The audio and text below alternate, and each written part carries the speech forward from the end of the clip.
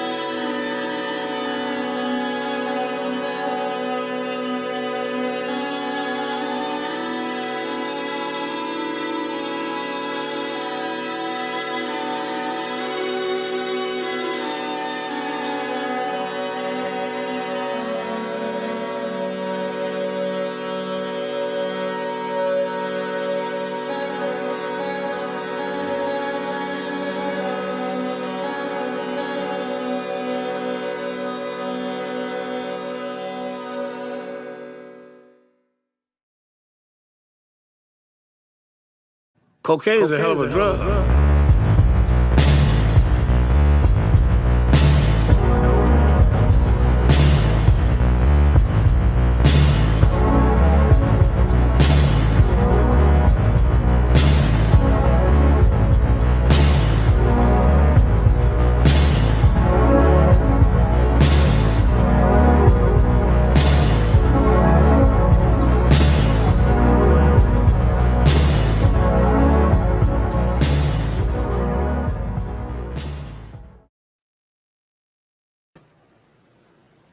Howdy, everyone. Happy Thursday, July 23rd. Coming to you live from the Dancing Elephant Bookstore. Sorry for that long intro. I was actually getting some elongated head, if you know what I'm saying. Just kidding. I was pulling a Paul Cook, as they say, for those who know. Shout out, Paul. We're just having some fun. But elongated skulls, long heads. That's what we're talking about. The long heads. Elongated skulls, deformed crania, artificial cranial deformation.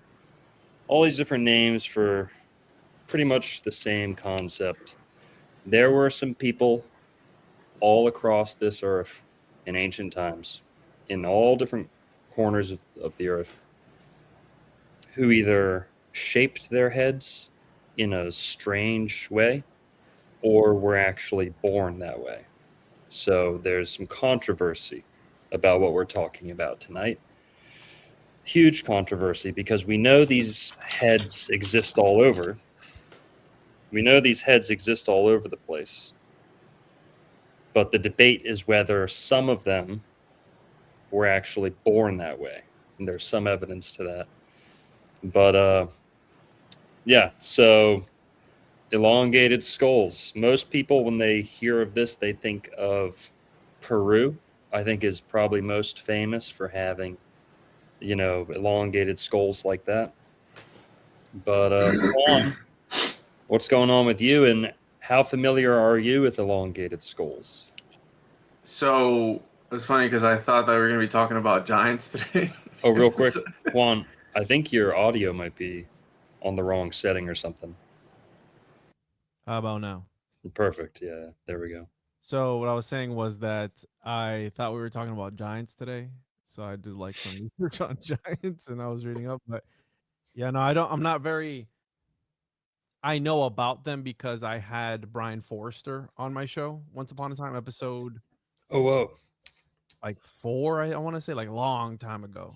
And he has talked a lot about the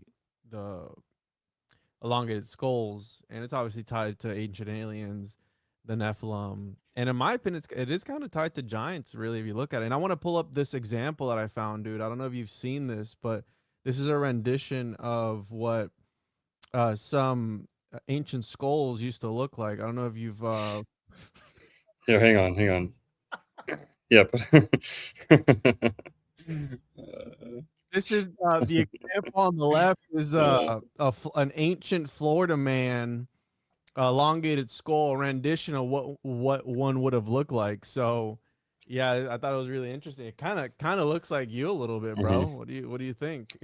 Hey, man, something about Florida might shape people into that. But damn, why my barber got to push my shit back like that, bro? Why my barber do me dirty like that, bro? all right, here we go. Let's get serious. But yeah, I've learned about let's them. see the one on the right. Let's see the one on the right. That's my cousin Pedro, bro. That's Obama.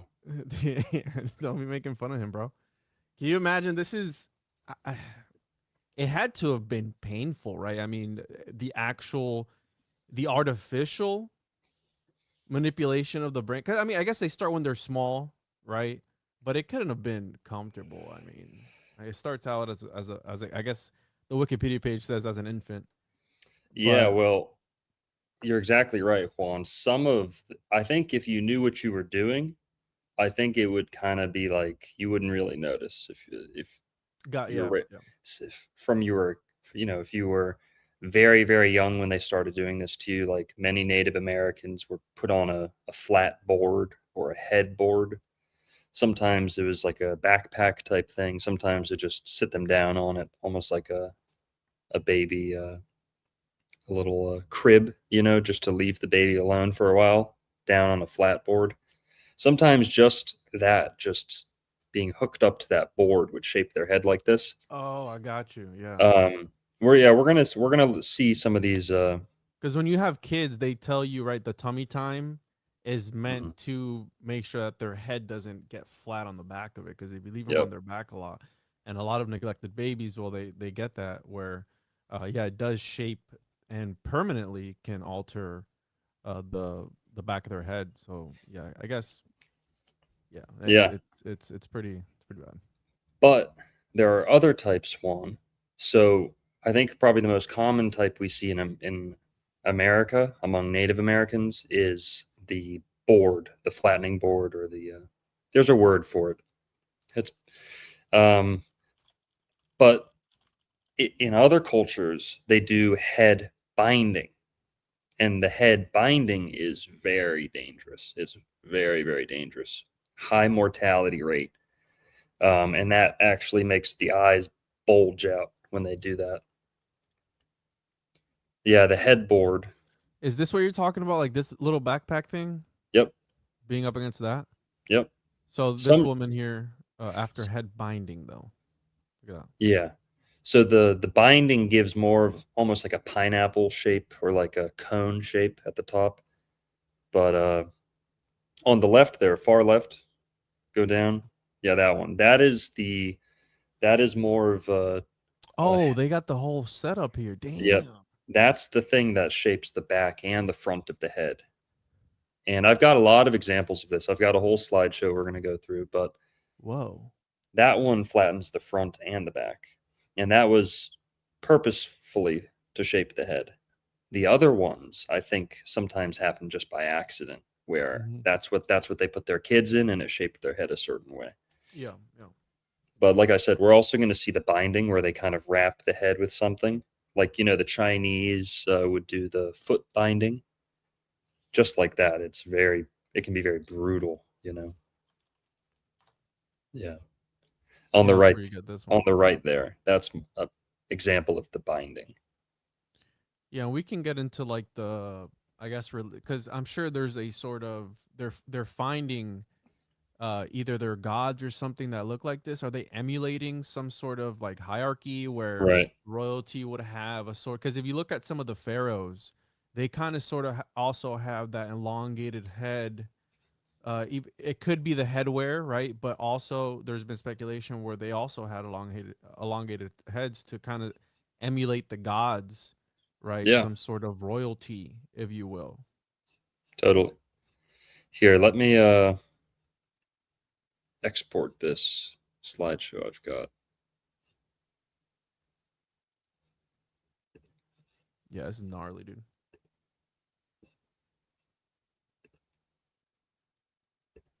Wait, I had Brian Forrester on. I think it was episode 6, bro. It was a long time ago, and he's super deep into this elongated skull thing. And I guess it kind of runs in the ancient alien crowd as well, because I mean, if you were to look at this without really knowing anything, it kind of has that gray, bulbous head sort of look to it, Mm-hmm. right? So it makes you think, did they see the gray aliens with the bulbous heads and want to, like, hey, look, they came down, the sky Yeah. gods came down in a metal bird, and we want to, they gave us all this technology, or they showed us things that we didn't have, we want to be like them. Mm-hmm. So, yeah, there's something to that. So we've talked about the flattening, the binding, but the real controversy stems from, especially over in South America and Mesoamerica, some of these skulls do not have the same sutures. Natural sutures were kind of the division in the skull bones that humans do. So, you know, like all humans have a belly button, right? If it doesn't have a belly button, something's up, right? If you don't have fingerprints, something's up. right?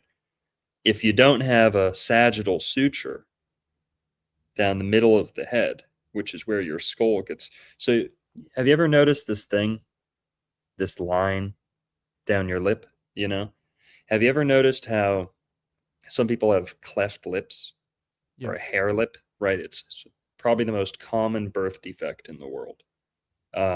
It's often associated with premature birth, right? And that's because it's the last thing to form.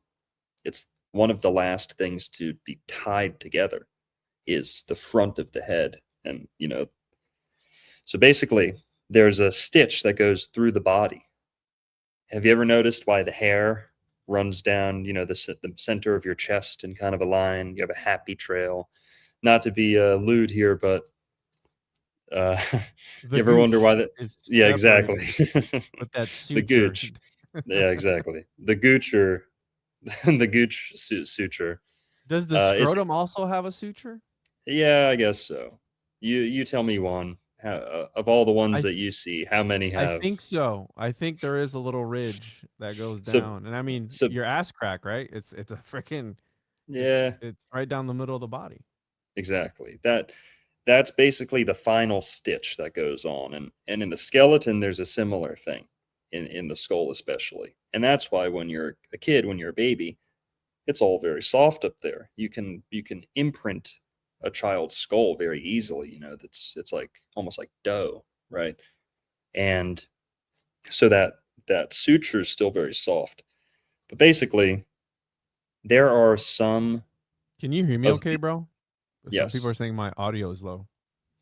it might be a little low. I don't know. I can only hear you. How about now? Um, Sounds good to me. There are some of these skulls that do not have the same sutures as human beings, which is perplexing. It's a huge mystery. So I think that one might be an example of that. Could be You wrong. talk about this line in the back here where it Yeah, kind of yeah. it's got a four, right? It's four different pieces. What's it called? What'd you call it earlier? Mhm. There's a sagittal suture. So let's check out here so you're talking about this thing here, right? The suture, sagittal suture, Yeah. this one right here.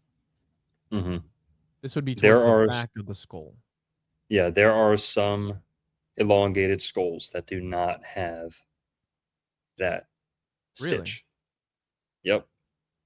And I think Brian Forrester's talks about them. Another significant thing is that there have been a couple of these skulls found in utero, meaning a woman died while pregnant and her unborn child had an elongated skull, which wasn't born yet, couldn't have been shaped or flattened into that. Well, So, I'm gonna push back on that because if the canal is kind of elongated too, and if it got stuck in the canal, it would have formed the skull. Because, and don't laugh at me, I was a conehead baby, okay, because I was too big in the womb, so I had to mhm. have the little boots because my feet were touching my shin.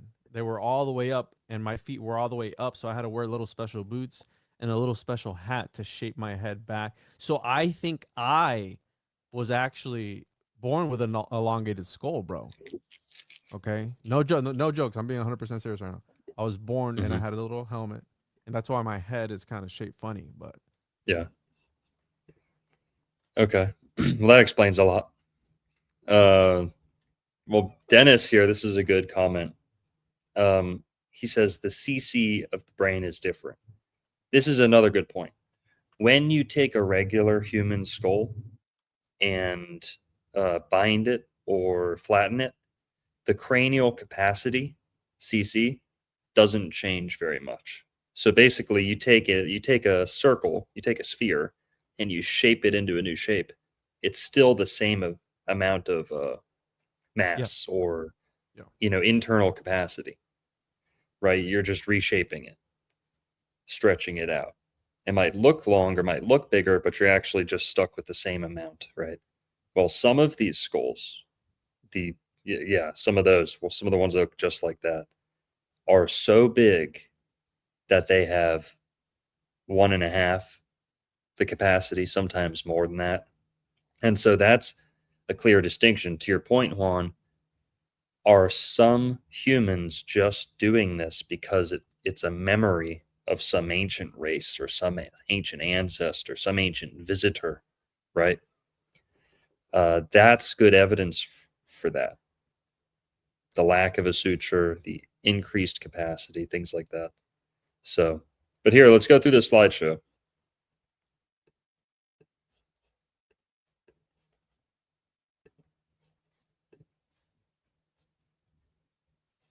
So my kids came to my door. All good, man.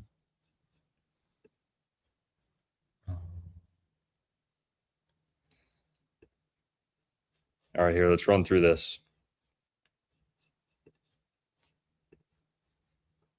And I brought up that picture of that cow because just because your skull is bigger doesn't necessarily mean your brain is bigger, right? I mean, is that a Right. that's a right? Because if you're thinking like, oh, it'll make me smarter because my brain is bigger, these skulls have a higher capacity. But if you look at a cow, it's got a huge skull. Maybe I don't know if the cranial area is different. Again, I'm not a expert, but their brain is not that big. Tauruses be like, Yeah, pretty much. Just eating all day. yep, Taurus archetype. Dude, it's funny, right? Because my wife doesn't believe in any of that stuff, and my second son is a Taurus, and he eats like no tomorrow. And my first son does not eat as much as my second one, and my second one's a Taurus. So, and I was like, hey, restaurant. That's where that comes from, Taurus. I was like, you obviously don't watch the Old World Florida channel. Sorry, guys. Elongated skulls and cranial deformation found all over the world and in Florida. Bet you didn't know that unless you watch my channel. No one talks about that. Elongated skulls in Florida. And also we're probably going to touch on ancient brain surgery in Florida. That's a real thing. That actually happened.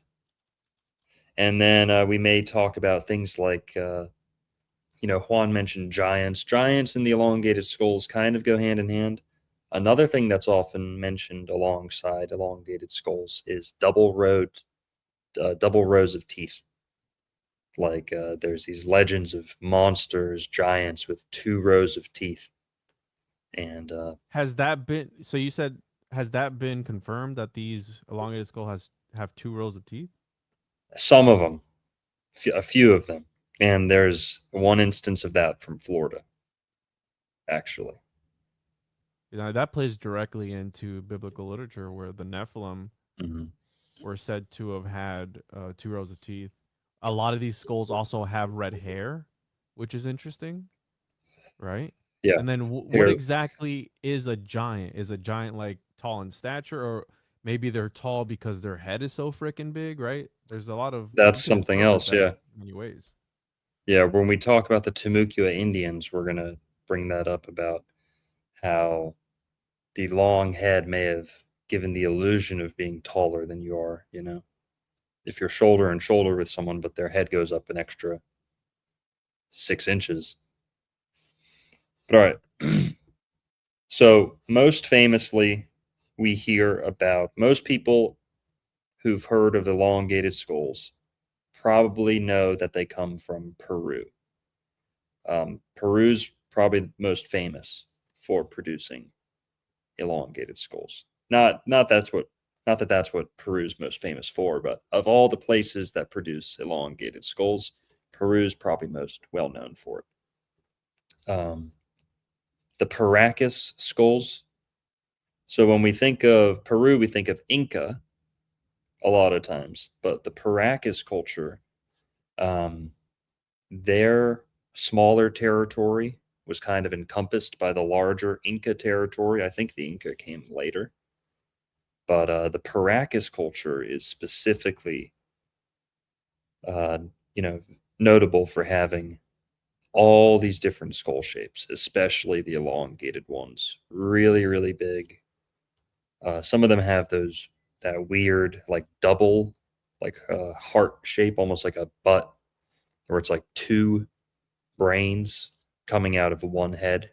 But So there's the Paracas. If you don't know where the Paracas culture is, Paracas Peninsula there.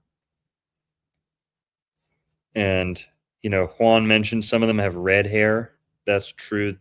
That one has more brownish hair. But something else I've heard people say is that hair turns red over time, a lot of it.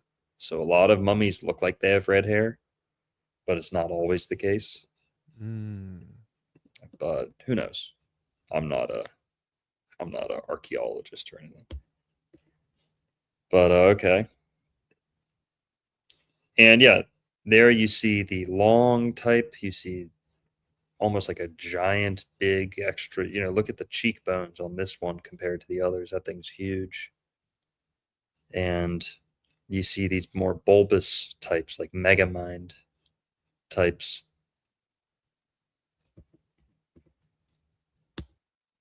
All right. And then just moving over in Argentina, they find similar stuff. So this is very, very far south. Like we're almost towards Antarctica, okay? And we're seeing skulls like this. So this really was spread all over the world. And the South Pole is actually going to play a pretty interesting role in one of these little rabbit holes. So That's obviously a baby skull, right? Like that's a child, an infant. on the left, Yeah. I don't know. I don't think so. Oh. Yeah, I don't think so. But that's in Argentina. And on the bottom right there, that's Argentina as well. That's the more traditional, like long skull shape. And on the left, you see that I'm going to call it Megamind shape. Maybe we can call it the Star Child shape. I think a lot of people know Lloyd Pye, who kind of got famous for his Star Child discovery, this skull that, to your point, Juan, about this one looking like a child. I don't know if it is, but the Star Child was like a, alien skull, looked like a alien, but they say it was a kid with some deformities, big controversy. But so in Argentina, we see the same stuff, which is pretty cool. Not many people can kind of list off the cultures. Not many people know. I don't know I don't know anything about the ancient cultures from over here, but they had elongated skulls. So now moving over pretty far to China. These are all from China. So, damn. Yep. On the left, that's a skull from China. In the bottom right, that is a ancient, statue. Ancient statue from China. I think of a Hun. So the Hun, I think, were, sweeping into China and stuff, but that's a more European looking guy in China in ancient times. And that, it looks like, is more the product of binding because of that shape. And, he's even got the headband on there as an adult. Maybe that was a cultural thing to just keep him on all the time. But now in the top right there is a very interesting character from Chinese mythology, okay? This guy, Juan, take a guess what this guy's nickname is. Dickhead or something stupid. Dumb long head. I don't know. Yeah, something wrong. Yeah. Me too long. I don't know. Whatever. But basically, that guy is named. He's like the South Pole god or something like that. Old man of the South Pole. He's like the Santa Claus of the South Pole. Wow. To the Chinese. Yeah, look that up. Search that one, please. Old man of the South Pole. Yeah, I got it here. Bang ding ow. We too low. Yeah, we too. That's a good one too. The old man of the South Pole, also called the old immortal of the South Pole, Xiang of longevity, star of longevity. is a Taoist deification of Canopus, so the brightest star in the southern constellation of Carina, and the second brightest star in the night sky. The brightest star of the constellation of Carina, is that the dog? Carina, right? No, I Constellation. don't think so. He is typically I don't portrayed know. with long white hair and a beard, a protruding forehead, and a healthy pink complexion. So kind of again, merry like or jolly like Santa Claus. His Hmm. right hand often holds a peach, and left hand a walking staff with a calabash gourd, which is Yep. I believe it's not a fruit, right? It's like a squash or Yeah, a vegetable, like like a a zucchini or pumpkin. something.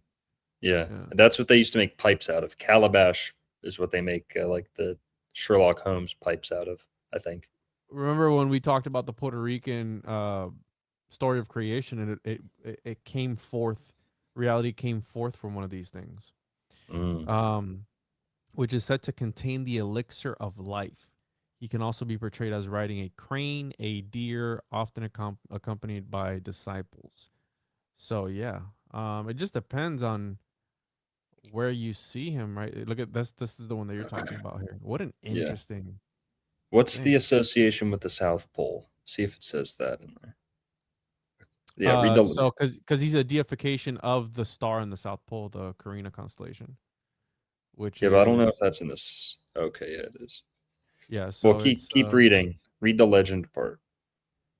according to legend, the old man of the South Pole was once a sickly boy named Zhao Yang, who had been predicted to die when he was 19 years old. He was therefore advised to visit a certain field and bring with him a jar of wine and dried meat. In that field, he would find two men intent on playing checkers under a tree. He should offer them wine and meat, but should avoid answering their questions. Xiao Yang followed the advice, and when the two men had consumed the meat and the wine, they decided to thank him by Ooh, exchanging the figures of his life expectancy from 19 to 91. Later, damn. he was told that one of the two men was the star of the North Pole, which fixes the date of birth of the men, and the other star, the South Pole, which fixes the date of death. Huh. Interesting. So we got a Very little like Kabbalah, like numerology going on, and some astrology. yeah. They swapped the digits on his date, and then they yeah. And what is doesn't the Bible say something about the was is it the devil is in the South Pole or he resides in the North Pole? I could be getting it wrong because people connect Santa with Satan, right? Yeah. That's always been a connection, and I'm not sure. I don't remember now if it's the South Pole or the I North don't Pole where Satan is supposed to yeah. come down from. I don't remember that. Because what constellation is that? If you're like in the north, what star is that? The North Star. I Isn't that believe like the the North gateway? Star is in Cancer, I believe. I think we were Which is the talking about gateway, right? kinda, yeah. We were Which talking would about that. make sense. Hmm. It would make sense that that's where the soul goes to again, either reincarnate or go wherever it Yeah. goes. But yeah, Isn't pretty it interesting. isn't it crazy that the Chinese had like a concept of the South Pole? They're pretty far from the South Pole, you know. Yeah, I mean, and again, it depends on which model of the Earth you follow, right? If it's round or if it's uh Hmm. flat. Yeah, no, Elongated. definitely. Or yeah, or it could be elongated. Maybe that's the whole that's the secret. So definitely and you wowed at something here, the was it the meat and the wine? No, that's when I saw the 19 to 91. Oh, okay, I gotcha. So But yeah, keep that's pretty scrolling down. Let's see if there's anything else in. Oh, that's it. in Okay. in culture, yeah, that's pretty much what he talks about. So according to folk legends, the white snake spirit Baizuzan once went to the cave of the old man in the South Pole to steal medicinal herbs. And the Taoists were alchemists, man. They were some of the early alchemists, and they Bunch of sex actually, freaks too. yeah, a lot of semen retention. There is a Taoist homunculus I talk about, where they did some sort of meditation to try and project this little golden man into the world in order to escape reincarnation. Hmm. And they were actually during this time in China, they were speaking of skulls and like bodily fluids, I guess you could say. they would use various how do I say this, parts of the body medicinally. And I'll pull up a list of all those Chinese body. Okay. Well, here, since you bring that up, while you're bringing that up, so since you bring up that topic, the very next slide I had here, tell me what you think of this one. Have you ever heard of the Ushnisha? I think that's how they say it. Yeah, when I was on with Duncan Trussell and Kurt Metzger this yesterday, they brought Oh, that up really? actually. Yeah, Oh, yeah, really? yeah. Interesting. Okay. I had no idea. So this is a hidden, this is a very undercovered, a very neglected factor to the elongated skull thing. So I've heard some theories about how a skull would get elongated, like naturally or kind of organically, through spiritual practices or just one example. Kent Hovind, I think he's Baptist. He's like a fundamentalist Christian who like proves, with slideshows and presentations, the Earth is only 6,000 years old at most. He's a young Earth guy. He's super fundamentalist, literalist. Like he believes Noah's flood covered every single mountain, and he goes through all the proof. And I disagree with some of his stuff, but he's a great proponent for the historicity of the Bible. When I had him on my show, I asked him about elongated skulls because he talks about giants. He talks about stuff like that. I'd never heard him talk about elongated skulls. I said, "What are elongated skulls?" He told me his theory was that, you know how they say your ears and your nose get longer every year? Have you ever heard that? Like Yep. old people have really long ears, long nose, long balls. But basically, it's true that kind of the overall head appears to get like longer when you get older. Kent Hovind, he had, some facts to back this up. I don't. He said he thought elongated skulls were simply the people who lived to hundreds and hundreds of years old. He said that we don't know what happens to the skull after 100 years, but he gave some cool examples about. And this guy Hilton Hotema, who wrote this book about long life in Florida, it being, Florida being this special place that gives youth and beauty and vitality. He talks about how humans are designed to have multiple sets of teeth. So you have your baby teeth, up until you're like 11 or 12, you're still growing in your adult teeth. Then you have all your adult teeth, and people think that's it. Well, sometimes people grow new teeth. Did you know about that? Really? Sometimes it happens. Yep, we produce wisdom teeth through Mm-hmm. through Did you have yours removed? no, I don't need that shit. Psh, what am I gonna give it to some? Don't say the word. Don't say the word. Well, we're gonna give it to some. What a word. We're gonna give it to some Tengu dentist to use in his black magic rituals. No, no. My teeth are staying with me. Okay. No Tengu rituals with my teeth. Well, it's Yeah, interesting that we were made the way we were made, but yet they take those out because they say that they don't fit in our mouths for whatever reason, or they it's grow a certain BS. type of way. And what do they call them? Wisdom. Wisdom teeth, yeah. I mean, I think there's something to that. Like not only is it a mark of maturity physically, I think they may even, our teeth are connected to all these different neurons and, nervous system pathways. Your teeth each, there's like reflexology going on in the teeth. Each tooth is connected to a part of the body, and even like a Hebrew letter and constellations. There's all these mystical, sides to teeth. If you've ever heard me talk about optologists or opticians, how like Freemasonry is all about stone cutting and masonry and even carpentry and like building. Well, that's almost like the last occult, uh, not a union, what would the fraternal order, like a guild. It's like a craft guild. All the not ancient times, maybe ancient times, but like 500 years ago, all the blacksmiths would get together and they'd have a guild where it's almost like a union where they look out for each other, except there's more like initiations into it where they can really trust each other. All the blacksmiths in town can kind of be on the same page, and that's what Freemasonry comes out of, is the stone cutter, the Masons Union or the Masons Guild went from operative masonry to more speculative masonry. Well, other occupations had the same thing. Masonry was just kind of like the last one, or the one that took it all the way and beat out the others. Can we talk about this? Have you ever heard of the Copio cipher? Because you're talking about the Freemasonic oculist, the Yes. secret. So let me pull this up Well, here. So here. the Go ahead. Well, here, let me finish this.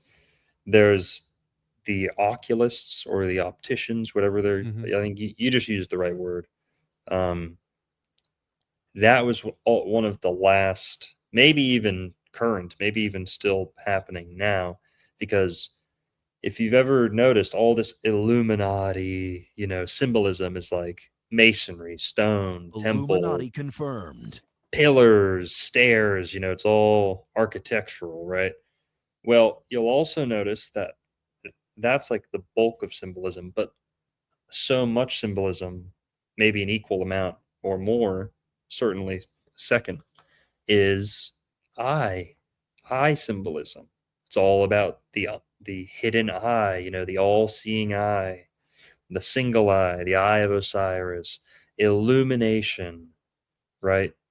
Uh, Enlightenment. It's all about seeing, vision, Lucifer. It's all about light and color and visibility. That all comes from the reason that's such a rich, seeing itself is kind of a useful uh, metaphor for a lot of things, but that occupation of the people who used to work on eyes, they are responsible for many of these occult, motifs, little eye decorations and eye tattoos and things like that. That's because the oculists, and even the word occult, oculist, occult, it's the same root word to look, or the monocle, right? Spectacle, right? That lens. But all right, the last one would be dentists. Dentists even had a certain type of that. It was nowhere near as prevalent, but dentists had their own little guilds, and they'd work secret society stuff into there, and they'd attach symbolism to their different operations. So it used to be very prevalent in many occupations. So what were we going to say, Juan? So the Copio cipher, which, because you mentioned eye doctors, the Copio cipher was this book that could never be deciphered, and it was undeciphered for 260 years until they introduced it was an AI essentially to decode it, and they were able to decode it. And what it was essentially was a book on different Freemasonic rituals and rites and all that stuff, and it belonged to a secret society, the Oculist. The Oculists were a group of ophthalmologists led by Count Frederick August von Veltheim, who died in April. So, anyways, these guys, it was a group of, again, occultists, or not occult, I guess occultists, Freemasons, and their secret power essentially was being able to write in this code. And the better you were able to write in this code to make your writings to where no one can decipher them for over 260 years without the use of an AI computer, That was the sleight of hand, and they would actually do pseudo operations where they would have the initiate be in a room and they would do a pseudo eye surgery where they'd go in with the instruments in the dark, they would cover their eyes, and they would pick a single eyebrow, right? To again, it was a whole ceremony essentially, is what it was.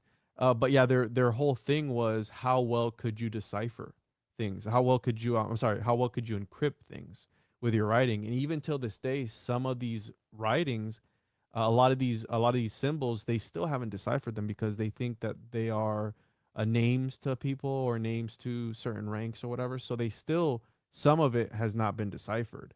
And again, it comes from because you were mentioning that, and back to the using the body, right, for medicine around the same time as that legend of the South Pole Santa Claus.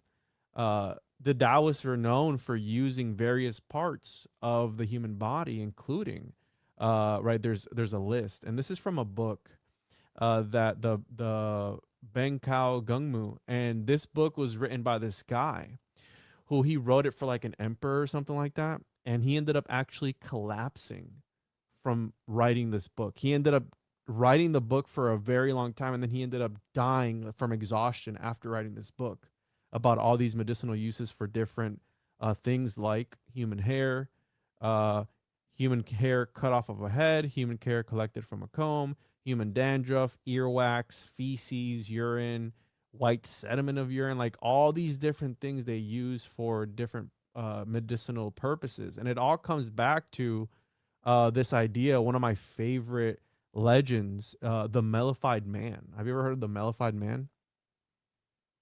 The Mellified Man essentially was a cadaver. Go ahead. Sorry, I was muted. My mellified brother. Yeah, exactly.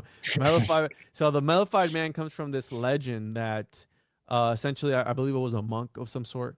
He would only eat, drink, and bathe in honey for a very long time until he would eventually starve to death. And they would take his body and they would submerge it in a sarcophagus full of honey. And they would seal it up for 100 years, I believe it was. And after that, they would open it up, and you were able to use this concoction to heal yourself. So they would break pieces off or eat pieces of this Mellified Man in order to cure diseases, or there's some legends where they say they would put it on broken bones and it would heal the bones. That's And how it sweet. comes, That's where sweet and sour sauce comes from. yeah, it probably, bro. Maybe that's what McDonald's is doing with that That's sweet and duck sour sauce. sauce. That's duck 100%. sauce.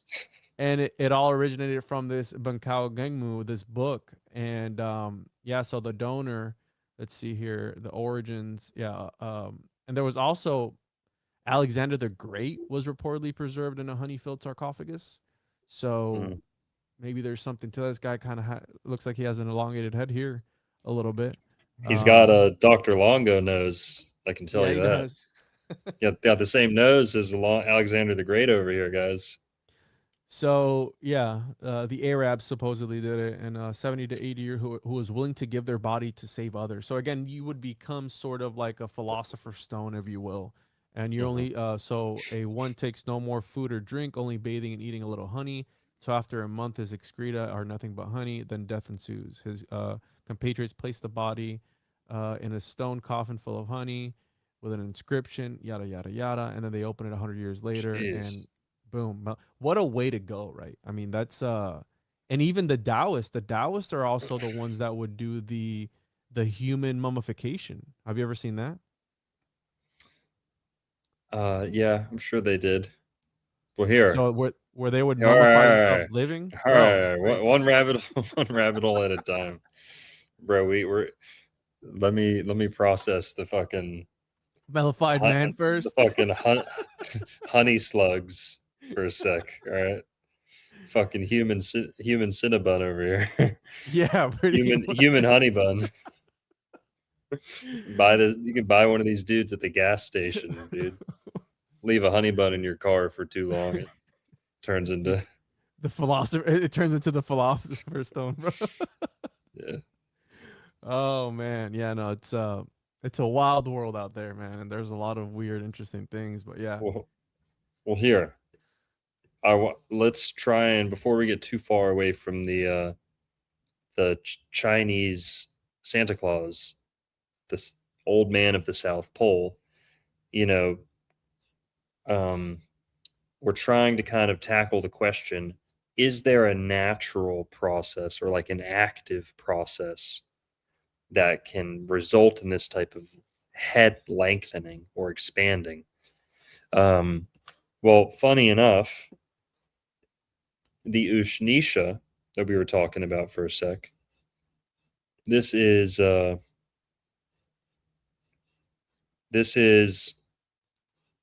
Ushnisha is the bump on top of the Buddha's head. So many people mistakenly assume that the bump on top of the Buddha's head is just a bun, like a top bun or like a hairstyle, right? Mm-hmm. Well, that's not actually the case. The Ushnisha is a what do they call it? I think it's just a bump, cranial bump. Can you search Ushnisha on Yeah, I've Wikipedia, got it. please? I've got it pulled up here. So the Ushnisha is a three-dimensional oval-shaped Pro- protuberance. protuberance. There you go. Yep. Protuberance on the top of the Buddha's head. So it is one of the 32 major mark of a spiritual enlightened being in Buddhism, symbolizing expanded wisdom, supreme spiritual authority, and attainment of enlightenment. Yeah. So Yeah, it's kind of like a top, the crown chakra type thing. I've There's heard like, the Wee say that these are corn rolls. You ever heard that? eh, I'm not really buying it. The Buddhas and shit. So Yeah, I'm not buying it. I mean, I just don't even think it's look at their nostrils. I don't care what. I mean, some Indian people are look at very, this very one. black. I don't know. Well, you're saying he can breathe? It's I can't breathe. Can he little bit of breathe Wee or can't he breathe? No. Here, look at the one that I've got on screen. Yeah. On the left, I mean, that looks almost like a European. Now, Yeah. I'm not trying to say the Buddha was European, but I mean, he was Indian. He was something over there. Central Asian, far back in time, there was a lot of European looking people in North India, China, like we saw. So here, these are all from India or close to India. Top right, that was, I think, a Hun dynasty in India. And what's pretty interesting is if you know the god Shiva, here, we're going to go on a little walk here. Hold on, let me pull you up.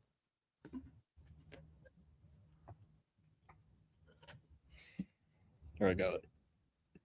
Yeah. So here's Shiva. See Shiva? Mm-hmm. Shiva's like a supreme deity to Hinduism, right? Which is older than Buddhism, is what most people say. And you'll see the crescent moon on the forehead. Mm-hmm. You see the knot. It's not just a bun, it's the whole skull is.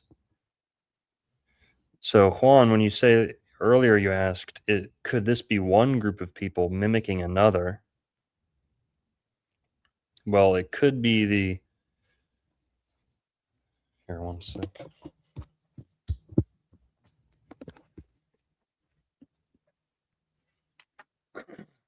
Could be, that group in the top right, those are Huns, I believe. And the Huns are more or less more European.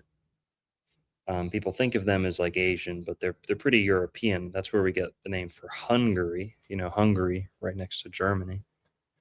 And in the top right there, I think that's a more European-looking guy who that culture came into India, made a big impression. And it seems that impression is kind of where they get their general description of what Shiva looks like. So Shiva, one of these supreme gods in Hinduism, looks very, very similar to this guy over here, does he not? right? Mhm. So it's very unlikely that they made this guy look like Shiva. It's probably the other way around. I know people will probably disagree with that, but he's got the crescent moon and everything on his forehead. So it's the skull and the hair not on top. But really the important point here is that this kind of makes the argument that the extra room in the top of the head, or this expanded skull at the top, is actually a symptom of enlightenment, or activating the brain, activating the neurons, and you know yeah, that it actually pushes the top of the skull open. It's almost like mewing. Forget looks maxing. Okay, we're books maxing over here. Okay, that's what happens when you books max. When you god maxing, fucking burst your head open. Juan, this is almost like skull fucking, isn't it? The skull fuck method. Like Yeah, uh, except that's a people little bit people different too. people are like, pause, what? It's a more of a what they call a sexual gnosis, That's not what you think it means, guys. magical thing. It's a dream recollection technology that, in all honesty, it does work though, bro. It does actually work. So, Hmm. and I'm just thinking about, like, right, this empty space in the head, enlightenment, and I brought up the don't whales use this part of their brain in the front here for their echolocation and like talking to each other? Isn't that what that's used for? You usually see like a dolphin in any movie or anything, right, the waves and beams coming out of their forehead. So almost like, hey, if we have this little open space in our head, we're able to communicate with the gods or whatever it is. And it's interesting because all this kind of sort of connects, especially Hindu mythology and all these gods, where the Mahabharata and all these different stories, they have like almost these extraterrestrial gods with these weapons of mass destruction, and it Hmm. reminds me of aliens, right? And in the movie Coneheads, they're what? They're aliens that come from another place, and they're here trying to blend in, sort of thing, and they all look like this. Yeah. They got the so it's an interesting pick. Obviously, they knew what they were doing in Hollywood with this, and the actual, because who knows? I looked up here real quick how were the people perceived, right? And they were the social elite, symbols of high beauty, Yeah, embodiments it's of always divine like that. ancestral connections, and then you have the Egyptian connection with that as well, where they are. Look at this. I mean, this is 100%. Here, don't spoil it. We're gonna get to that. I got a whole slideshow going around the world. Do it. Do it. All right. Yeah, and here, who says this? Buddhism was created by Aryans. It's a fact. It's not a What? political. Yeah, you don't know this? So Wait, the like Aryans? What Aryan? Which ones? yes, the same ones, the same Really? ones. Yep, the Indo-Aryan people. So from Ireland to India, there was a culture that made, culture. I don't know if that's the right word, but a network, an ecosystem of cultures and related people who were European, by today's standards, and they came into India from the north, bringing horses, the wheel, maybe even, and higher sciences, arts, technologies, and they were called the Aryans or the Aryans, and the Brahmins. So the highest caste in India is called the Brahmin Mm-hmm. caste, and their other name is the Aryan caste. So Buddhists, they actually inherited that name, Aryan, and they use that word as well, or it's used to describe Buddhists as well. It means, noble, intellect. But yeah, it's like Enlightened. this. Yeah, it's like the spiritual path almost. Yeah. So, in a way, yes, Buddhism was created by the Aryans who came from somewhere else. And yeah, that's even why, like I always talk about in Hebrew, in the Bible, we have Abraham and Sarah. Abraham and Sarah. In Hinduism, they have Brahma and Saraswati. Abraham and Sarah in the Bible. In Hinduism, Brahma and Saraswati. What are the odds of that? And yeah. But all right. So there's an element of spiritual enlightenment, maybe, behind this, head shape. And if you get more enlightened, or the more you think, I don't know what it is, you actually push the brain up, expand the skull a little bit, make more room for more brain, I guess. I wonder if it like gave you permanent headaches or something, right? All that pressure, because when you get like encephalitis or whatever, where the brain swells up, I mean, you can die from it. So Mhm. I'm sure this wasn't like 100% healthy. Juan, you don't know anything, okay? You see, you're just a simple, small-headed, okay? You don't know the truth, okay? Now, speaking of enlightenment, okay, the real ultimate truth behind all this is, if we're talking about Aryans, different races, we all know that the white race comes from Yakub, our grandfather, great grandfather. All hail the almighty scientist, Yakub. So, guys, go look up Yakub if you don't know him already. Um, but yeah, so Yakub was famous for having a big head. He had one of those more like double lobe, skulls, butt shaped head. Really? He got that Nicki Minaj head. Yeah. And but yeah, Yakub was said to be a smart, angry scientist who created the white race almost by accident as a Oh, I've heard this before. Yeah, I know. freak science experiment. Yeah.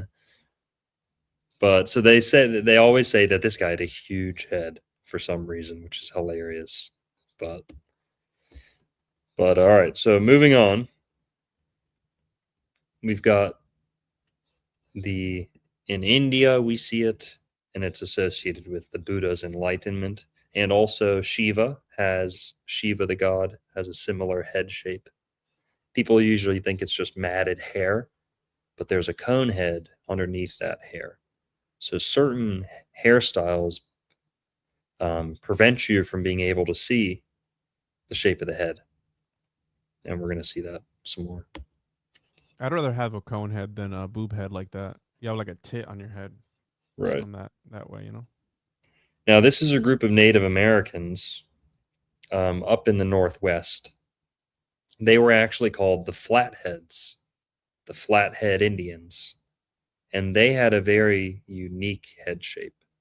So on the right there, that's from George Catlin, the very famous uh, depictor of Native Americans, artist who painted Native Americans.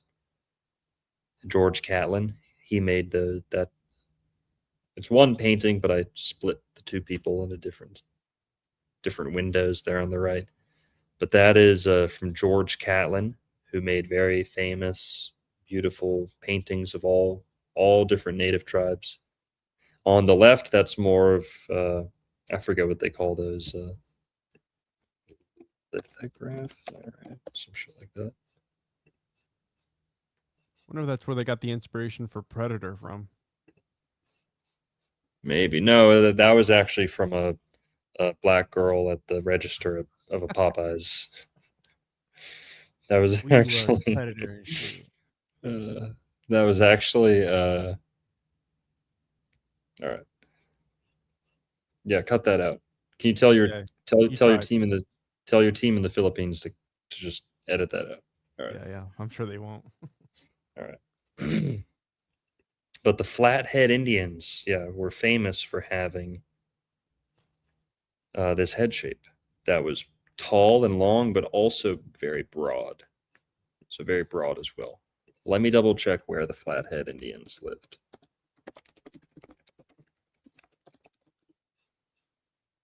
Montana, Great Plains. Okay. Towards the west. Yeah. Midwest, Northwest, close to there. Now, these are some skulls. If I had never heard about the Flathead Indians and I saw these skulls, I'd be like, damn, those are from Peru, clearly, right? Yeah. Well, no, these are from the Flathead Indians. These are, old photograph of real skulls belonging to the Flathead Indians. And those things don't really look shaped. They have that ridge on the front and the top that some of those Peruvian ones have. But yeah, those ones don't look artificially shaped to me. But what do I know? But moving on. These are Mexico. So this is all across Mexico. This is a little sample from almost every corner of Mexico. In the top right there, that is a Maya statue, ancient Maya statue. You can see the huge head shape. In the bottom right here, that is from, I think they're called the Zapotec or the Mixtec. They're closer to California. They're almost like in LA, almost. And, you see a lot of those like Native American, Mexican, like skull motifs with the jewels and like the bandana style designs. That is an ancient version of that right there, that skull, that decorated skull. Pretty cool. And so that's in the top left side, top left corner of Mexico. The Maya are over near the Yucatan Peninsula. And then on the left there, oh wait, no, I think on the left and the bottom right, I think those ones are connected. I think those are from the same culture. I could be wrong. On the left there, I think that's also northern Mexico. More of like the desert. Yeah. More of like the desert part of Mexico. Top right, the Maya, they're over there near the jungle, It's almost like what's Florida. Interesting? That, we've talked about all the different connections and similarities throughout all these ancient cultures. And it's like, did they really come up with the same idea all at once, or did they all see the same thing or something similar? Or because it's interesting, like, hey, I wonder, can we like squeeze our heads enough to make it long? Like, who comes up with that sort of idea? And again, it was a very long time ago. There could have been their own thing. In my opinion, they had to have seen that in order to emulate it. Unless somebody was born that way and they're like, hey, this person's super smart. They have superpowers. Like, we want to emulate that. Like, let's go ahead and do it. But the fact that it's all over the place, in different parts, that really says something. And it makes me think of the Olmec heads, because they have sort of like a helmet, almost like, were they trying to shape their heads in like a different way? Or like, hey, you guys are trying to get elongated, we're trying to get down low. Those are just those retard baby helmets. The Olmec I was heads, thinking that, but I didn't say that. Yeah. They have those Down syndrome helmets. Yeah. The Olmec head. Yeah, right here. Those Olmec heads look like they're begging their parents for like ice cream or something. I don't know. There's just something like juvenile and retarded about them. Yeah. And I can definitely see that, bro. I was thinking that, but I didn't say. Why the Olmec heads got short bus energy? Yeah. And they attribute those like, oh no, that's an astronaut helmet. They were wearing some sort of helmet to go into outer space. The ancient astronaut, right? They're from somewhere else. They might have just been a little. I think petri dish is the word you're looking for. Hey. Not jar. Here, Mark O'Farrell gifted 5 Old World Florida memberships. Thanks for that. Cameron Mackley, the $5 says, Red Scott Irish confirming elongation. Have always had a 5 head. Yeah. I don't know. I've got a good 4 head. Me too. 3, 4, 3.5, 4. Yeah. The receding hairline doesn't help either when it starts to move back. Just opens up that. Well, see, there's some things about the looks maxing that I disagree with. The standard for looks maxing and what's a healthy hairline, you know, um, what people don't really talk about is a slightly receded hairline, Is this or true? mm, bug foreheads, big foreheads. Oh, I don't know big, about big. that. Yeah, you meant I big. don't know about that. Aries is the forehead sign. Aries is the big forehead sign. Taurus is usually a big necks. Taurus is usually Oh, have big necks and shoulders, like a bull, like The Rock, yeah, yeah. Dwayne The Rock Johnson.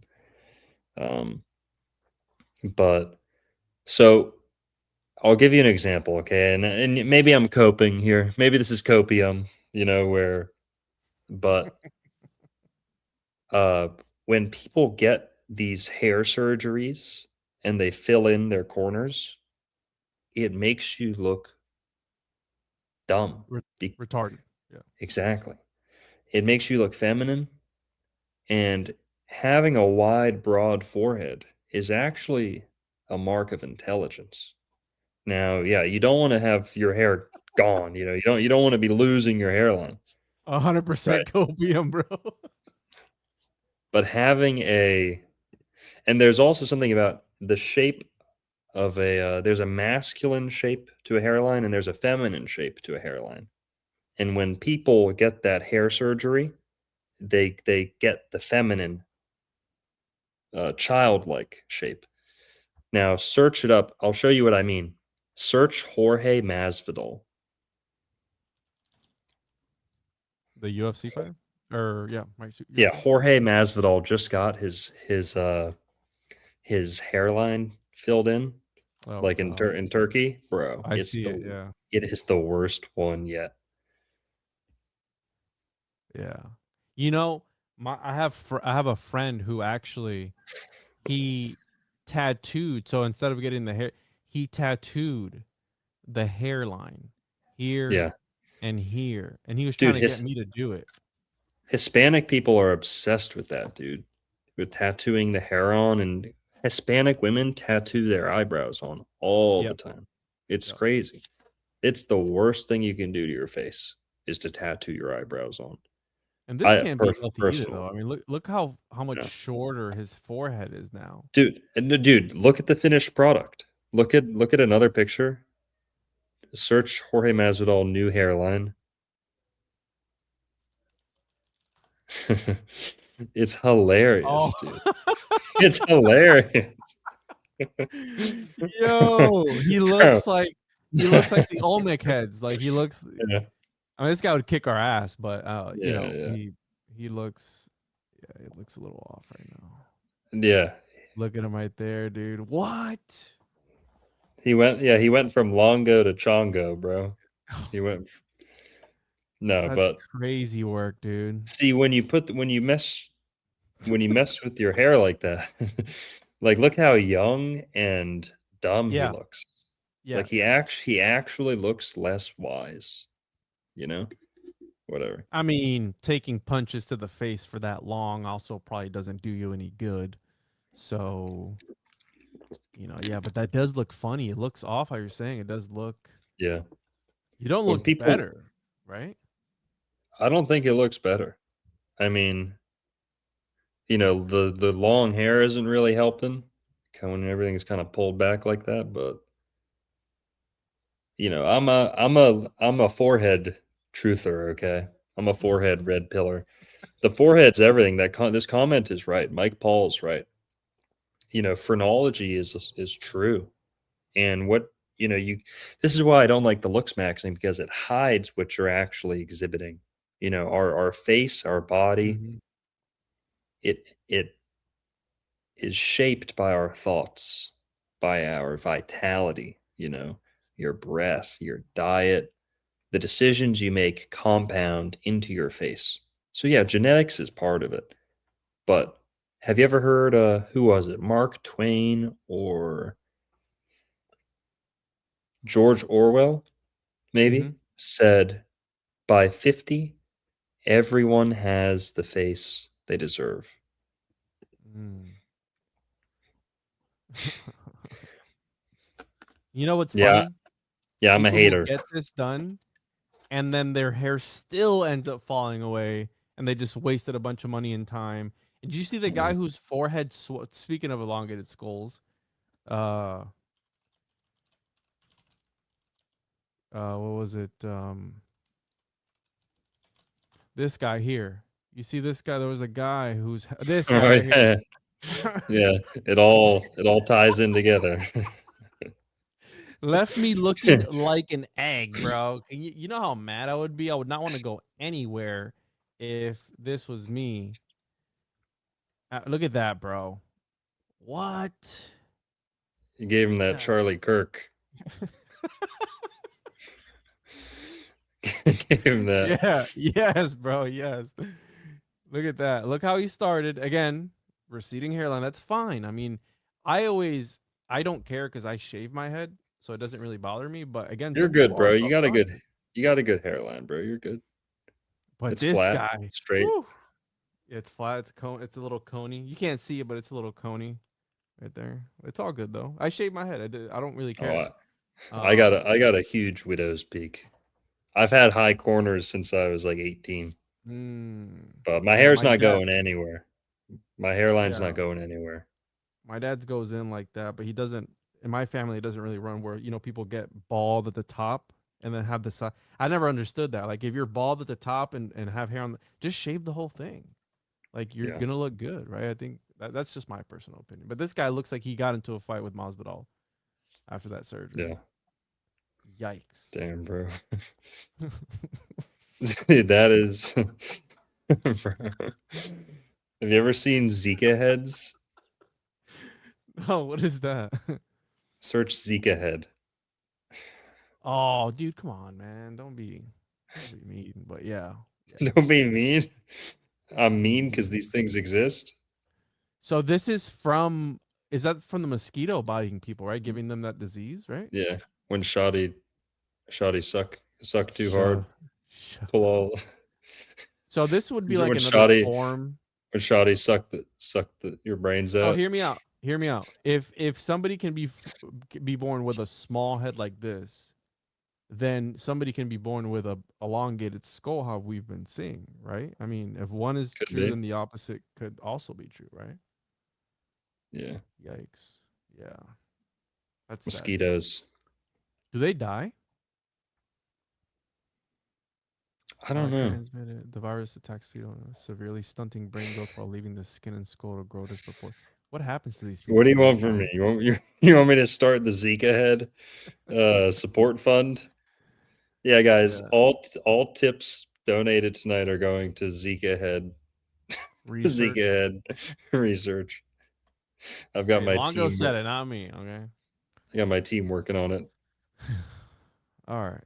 So, that's one of the things of like today's culture where women get all this work done, and like your babies will have the same genetics as you. So they're like, look at the Kardashians, like how much work they've gotten done. But at the end of the day, like some of them were kind of ugly at first. Yeah, they look good now. That's subjective, but like even then, when your offspring is gonna have your original genes, so you can change the cosmetic part of it, but your gene pool is what it is. So Kylie and Chloe are oof. Ugh. yeah, she looked really rough before. So this is what she looked like before. Again, Yep. not definitely no. That's Obviously, even she's over after. here. That's even after some work on the left. Yeah. Yeah, So total I new mean, face. It's crazy. 100% nose, everything. 100%. Yeah. All right. So here. These are from Mexico. You've got Maya top right, and one or two of the others is from North Mexico. Oh, here we got some more super chats. 5-leaf clover with the 1,000 gems. That What was are on my channel. gems? Shout out. I have no Okay. idea, but thank you, bro. Yeah, we're sorry. We're not taking our tops off, dude. I don't care how many tokens you throw at us. I don't care how many gems you. Attitude Gratitude with the 1999. Ridgeland Farms Beagle protest tomorrow at 3 p.m. Pacific time. If y'all have been following longer, then you know Cam Waters slashed Christspiracy and his felony charges for saving beagles. 33 were Illuminati just confirmed. sent to a chemical testing facility.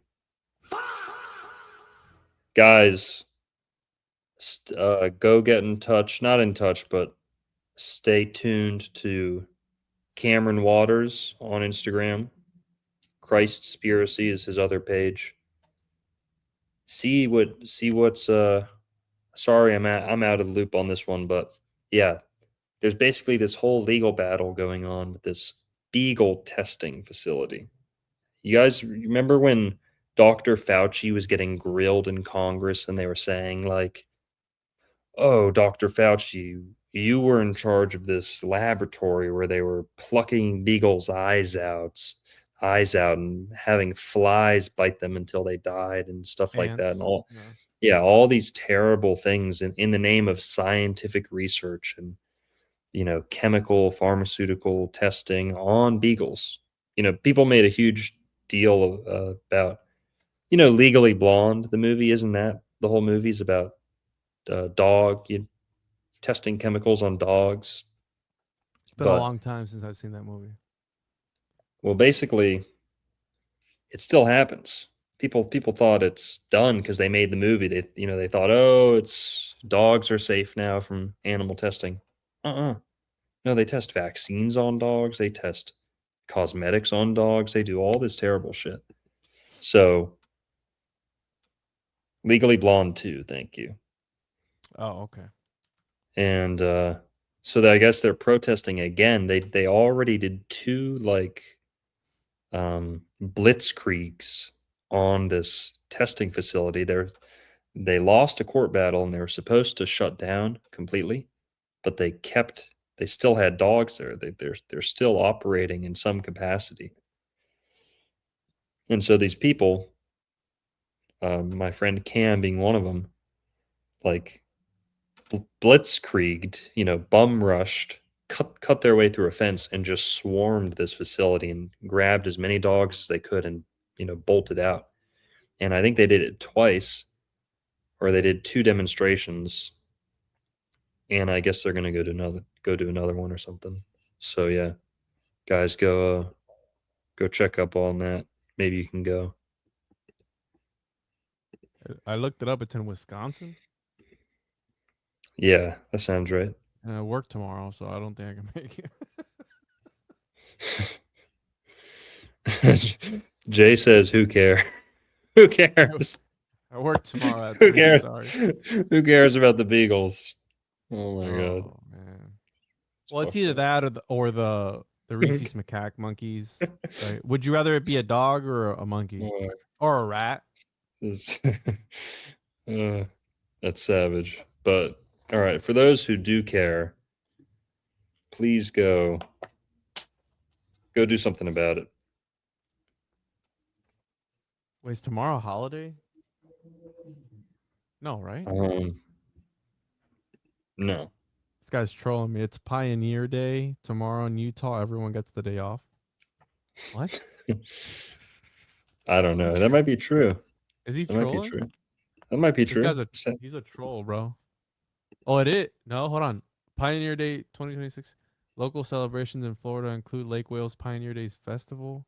July 24, 2026. Yeah. Tomorrow. He's not lying. Yeah, Juan. Sorry I doubted you, bro. Sorry, Elliot. I doubted you, but you are a troll, so that's why I got to double check. Sorry, it's not a quinceañera, Juan. Sorry, it's not an Yeah. official an official. Yeah. Either way, I got to work. So. Yeah. Sorry, guys. Sorry. It's all right. Mexican skulls. Mexican skulls. There's a pretty cool article on this one on the left. They even use the word alien. Search this up. Alien skulls discovered in Mexico. I don't know if I trust that though, bro, because remember that ABC the News. you remember the paper mache aliens that they tried to do like a tour with, where they were like, "Hey, these are real," and then it ended up being like some bullshit.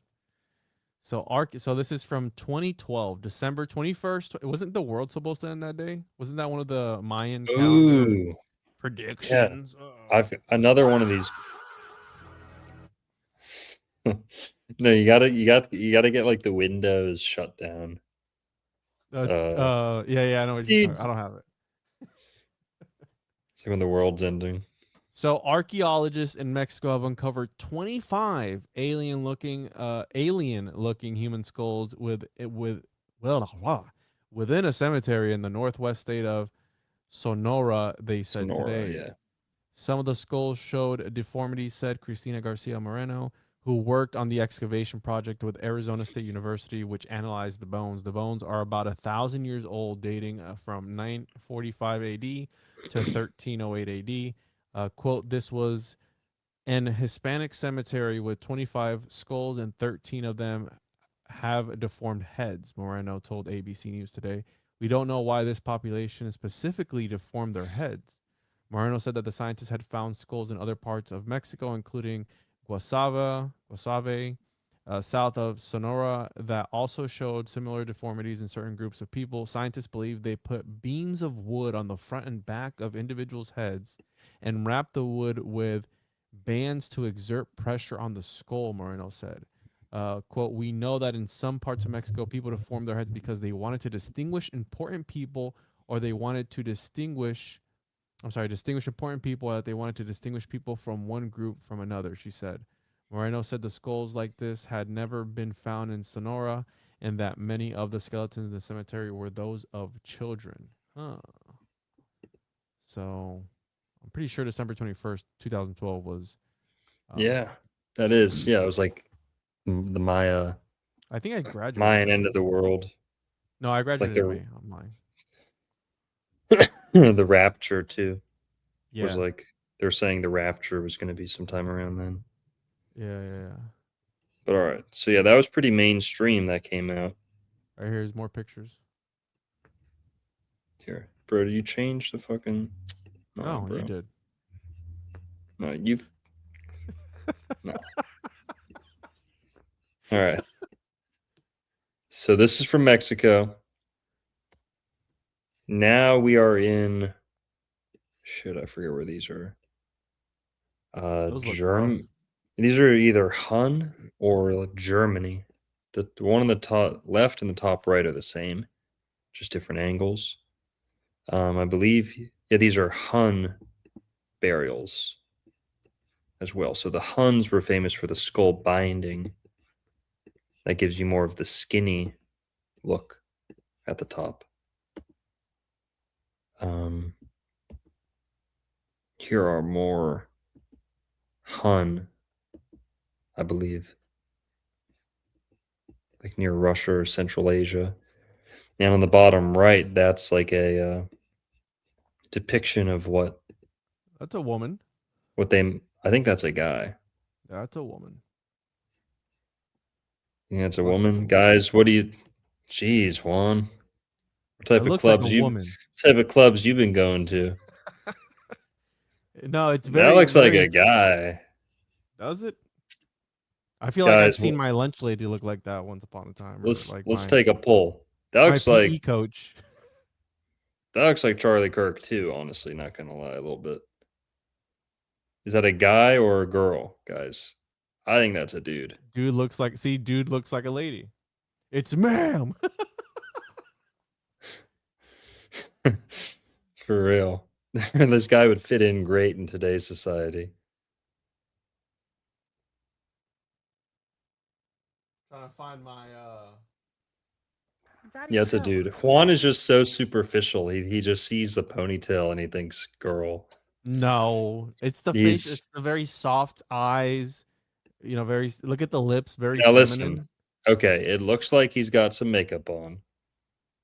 I do not. There's nothing feminine It's about. okay to be a beautiful those man. There's lips, nothing though. wrong with being a beautiful man. I mean, That's got you a know. pretty masculine look to it, just with like kind of makeup on or something. Yeah. Yeah, with eyeliner. There you go. The eyeliner. It's the eyeliner. Mm-hmm. And it looks like he just got his eyebrows done. I hate chat. I can't stand you guys. Solar Bear, $49.99. My bad. My bad. Man, that's a whopping tip. Appreciate it. Solar Bear, 1776. The $49.99 says for your eyebrow tattoo fund. Speak of the I think devil. you'd look good. I think you'd look good with tattooed eyebrows, right? Mm-hmm. Look at that. Damn. Dude, how blasted are you right now, bro? How many bowls did you take before the podcast? Are you on that elongated skull kush, bro? Elongated skull strain? That skunk ape strain? Damn. Yep. All right.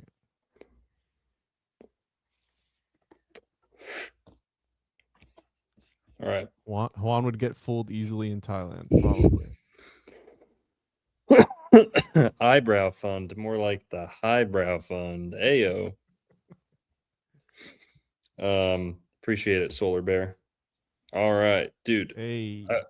What's up with this dude with the cock head and the ball ears? He's a bald chit. He's a bald chittian. Dude, what the hell? Golly, look at the fat around his ears, man. Someone circumcised this cracker. He's about to eat that crane. That's what he's about to do. Mm-hmm. Oh man. So this is from Japan. So these are all from Japan. Really? Now, It looks like the guy we talked about earlier. Well, probably the same, similar inspiration. Probably trace back to a similar deity. All right, Crispy. I found him. Crispy, get off my case. All right. This was gifted to me by a subscriber. This vape. I don't vape. People know I don't vape.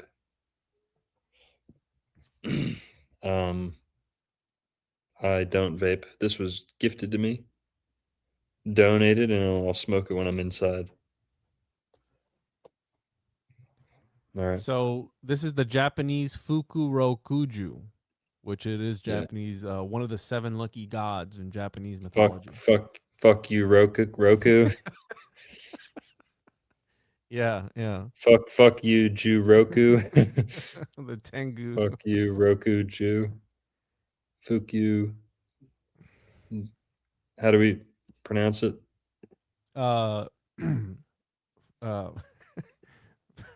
Fuku Rokuju. It's literally Fukurukuju.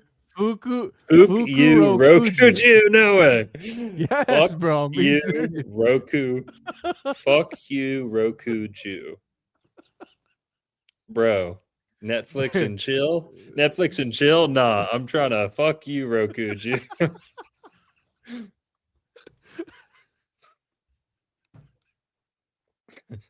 Oh man. Damn, yeah. Shut your mouth, bro. Shut up. Yeah, we hit Ron. We hit Juan's. We hit Juan's. Hit the G spot, bro. Yeah. Oh man. All right. Yeah, I wasn't making. Dude, I literally off the cuff. I said, "Fuck you, Roku." Yes, I had I no know. idea that was on the money. Yeah. So the again, it has been theorized that it is he is a Japanese assimilation of the Chinese 3-star god, which is the other fuck you, Rokuju. Right. Because he was friends with the North god. Because he was friends with the North Pole guy and the South Pole guy. Yes. Okay. So According to some, before attaining divinity, he was a Chinese hermit of the Song dynasty and a reincarnation of the Taoist deity Zuanshin Shengdi. So that during his human incarnation, he was a Senin, which is a immortal or mythical being who could exist without eating food. I don't know about that. Said he could exist without eating food. And check this guy out, bro. Check out this mask. Damn, yeah. We gotta He get got some of that. those for Halloween. He got that chindo on. What that chin do? You know what you know what a chindo is? No, search chindo. no. CHIN. Yeah, search chindo. CHIN. DO.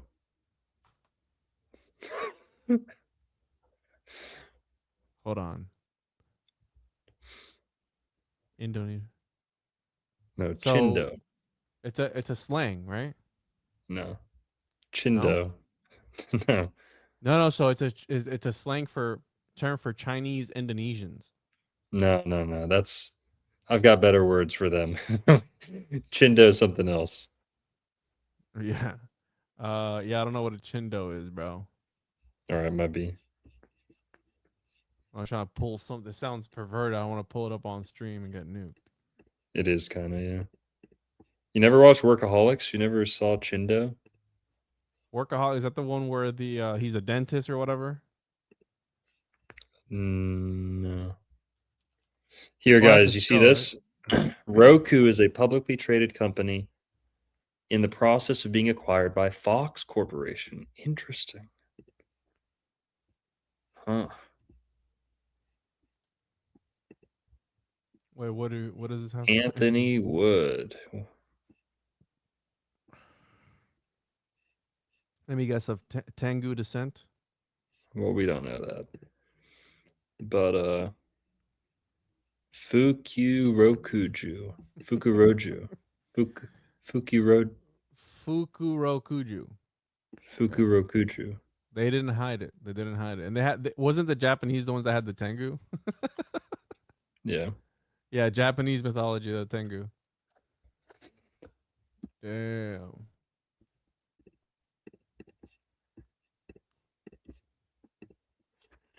All right. So in Japan, they actually do not have any elongated skulls at all. If they do, I could not find anything about it. And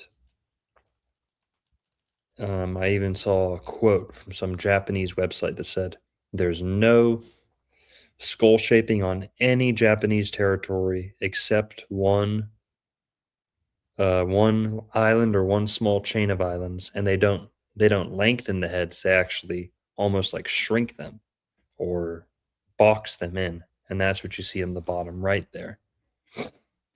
So on the left, that's a depiction of Fukuro Fukurokuju. Fukurokuju. Yeah. And on the top right, that's like an ancient figurine or an old figurine of the same deity. So painting, artwork on the left, figurine top right. Bottom right, that's one of the few examples of cranial modification in Japanese territory. I So, found you want to see this article? what is it? Let's see it. Long-standing mystery. What up? Long-standing mystery of modified human skulls in ancient Japan solved by new analysis. So Yeah, I think I saw this. I think I saw it? saw this one.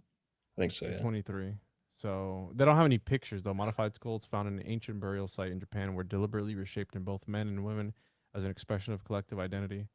But they don't have any. The Hirota people is the one that the Mhm. southern Japanese island of Shima, Kashima. Yeah, something like that. So these are the people that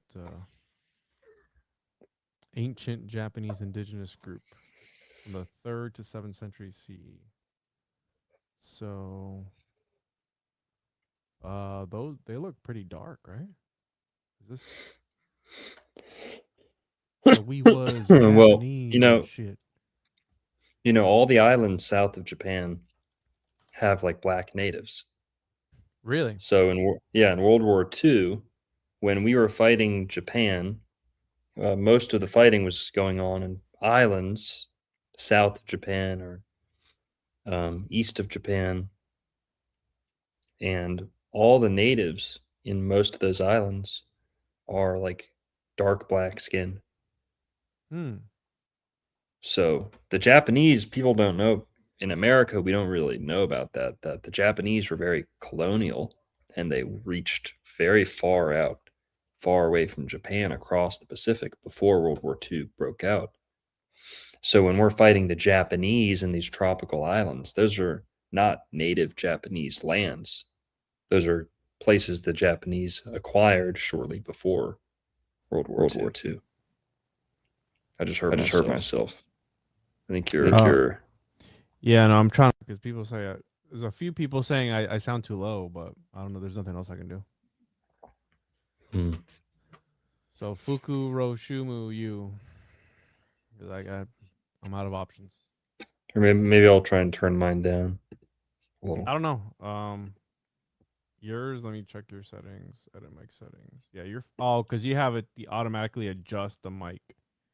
Here, I turned auto adjust off. Now it's just 50%. Guys, does this sound better?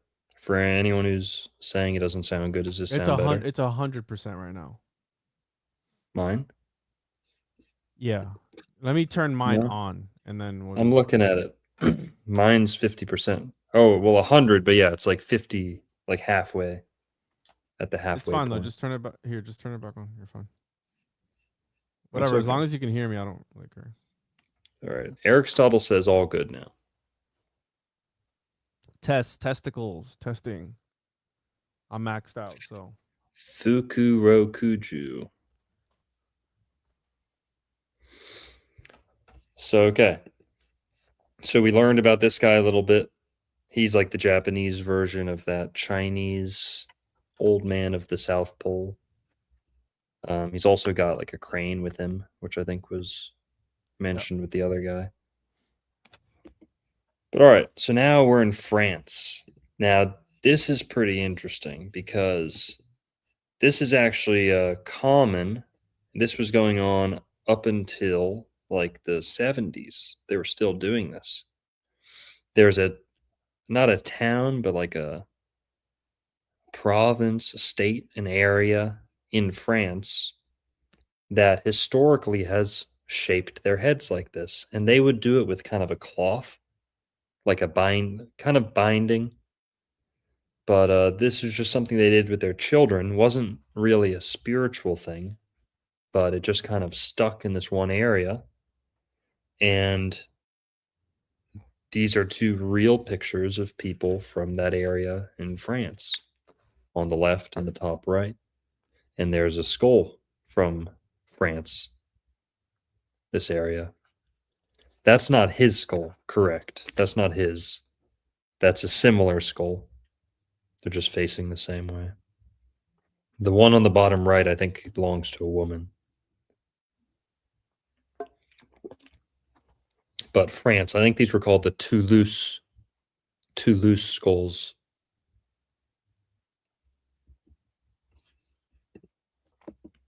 And then Egypt, of course, I think probably behind Peru, I think people are, most aware that Egypt has some elongated skulls. A lot of artwork has that.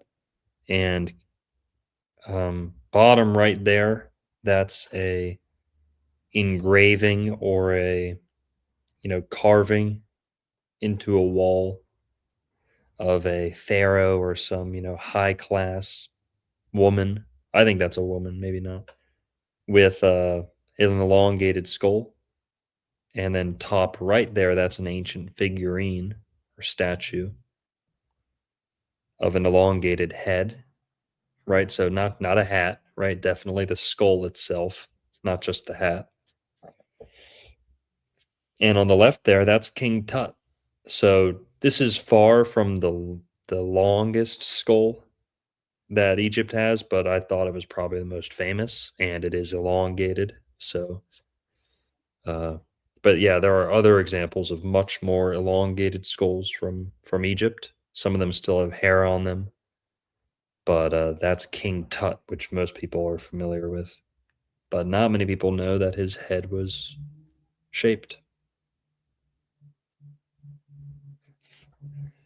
Yeah.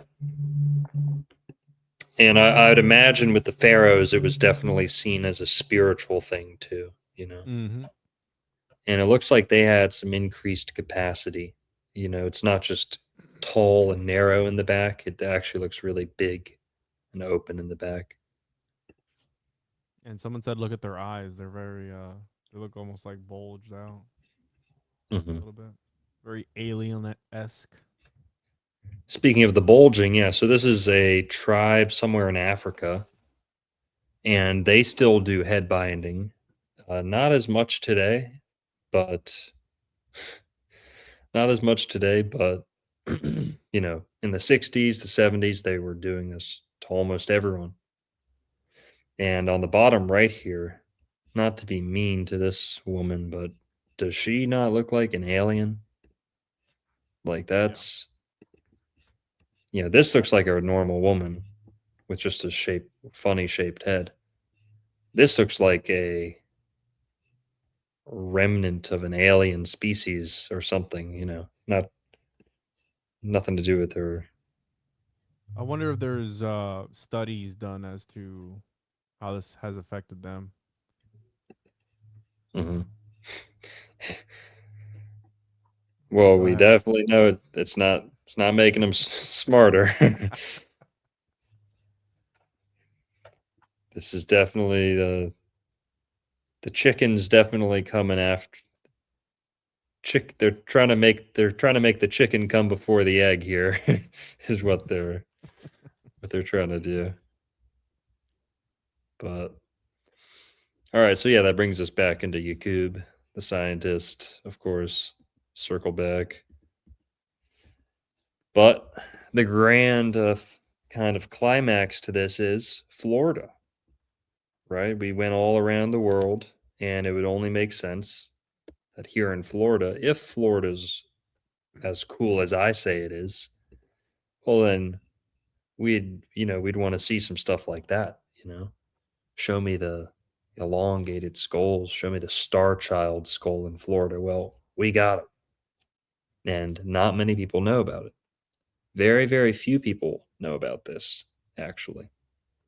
And the Timucua Indians that I always talk about, it even slips, you know, it's not my memory, it slips my, attention that the Timucua practiced this as well. It was mainly the upper class, the royal races of Florida, as they've been described, the upper caste, the elite, who were the warriors for the most part. They would do the skull shaping. It was mostly the Timucua and some other ones up in the Panhandle. The Tequesta and the Calusa, probably not as much, not from what I've heard. But what you're seeing on screen here, these are all Timucua Indians, or And that's not a sort of hat or any sort of headwear that they would wear. That's their no. actual head. Yep. So if you go look at most examples, they just look normal. If you search Timucua Indians, it's harder to find the accurate depictions with the longer heads, but these are faithful depictions, and you'll see what I mean. But yeah, that's Juan's grandpa on the top right there with the bone, the chicken bone through his ear, and yeah, but so these are Timucua Indians, and speaking of like Nephilim and Canaanites, you know, biblical stuff. Elongated skulls are never mentioned in the Bible. We know long noses are mentioned in the Bible. 6 fingers, 6 toes are mentioned in the Bible. but elongated skulls are not mentioned. Now, despite that, they've still come to be associated with the Nephilim and even the Canaanites sometimes. And I know those words are used pretty loosely at times. But if you've ever heard about Jekyll Island and the Federal Reserve and this human sacrifice that went on in Florida and Georgia with the Timucua Indians, if you've ever heard Tim Bentz talk about how the Indians used to do blood magic in Jekyll Island and that the billionaires, the richest billionaires in the world 100 years ago, 120 years ago, they would all vacation on Jekyll Island because they liked that bad energy. They believed in this like staining, blood stained land was more powerful, right? And yeah, Jekyll Island, yeah. Now, the Timucua Indians did do child sacrifice on altars, and Tim Bentz connected that to the Jekyll Island Federal Reserve and all this crazy stuff, crazy dark conspiracies. And he talks about how the Timucua Indians were super tall. They're like 7 feet tall, based off many descriptions. Well, something else that never gets mentioned is that they had elongated skulls. So these guys were tattooed. They had big gauges and earrings and jewelry, breastplates. They had, copper. They could make copper into like fine jewelry and armor and stuff. Pretty sophisticated tribe. They had some other weird, cultural traits too. But Tim Bentz, who has actually been to the Middle East and studied the Canaanites a little bit, he was convinced that this tribe was like a breakaway Phoenician colony or Philistine or Canaanite colony, like a group really close to the Hebrews who weren't Hebrews. So Canaanites, Phoenicians, someone like that. The Phoenicians also did child sacrifice like the Canaanites. And but yeah, so Tim Bentz talks about these guys. He thinks the Timucua Indians were Canaanites. He says their weapons were like Canaanite weapons, their altars were like Canaanite altars, all this stuff. Well, the Timucua Indians had elongated skulls. So that's one more thing that makes them scary, spooky. Moving on. What's the evidence for that? These are just artistic renderings, right? The one on the left there is pretty old, maybe a couple 100 years old. But the one on the right, the two on the right are more recent, just going off descriptions. Well, what's the evidence for this? And another reason you don't see the Timucua associated with elongated skulls is their hairstyle. The way they'd wear their hair up at the top in a bun like that, like we were talking about before with the Buddha and Shiva having the bun at the top of the head, the knot. It kind of makes it hard to tell that they have this elongated skull. So these are all skulls from Florida. All of them. In the top left, that's from Amelia Island. Amelia Island, right over there next to Jekyll Island. Amelia Island is like as far up on the northeast coast as you can go before you get to Georgia. Jekyll Island is as far south as you can go before you get to Florida.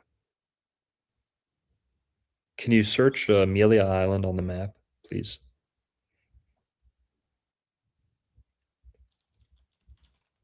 Yep. It's by Fernandina Beach up on near Jacksonville, near St. Augustine. Yep. St. Augustine would be somewhere. Jacksonville. It's farther north.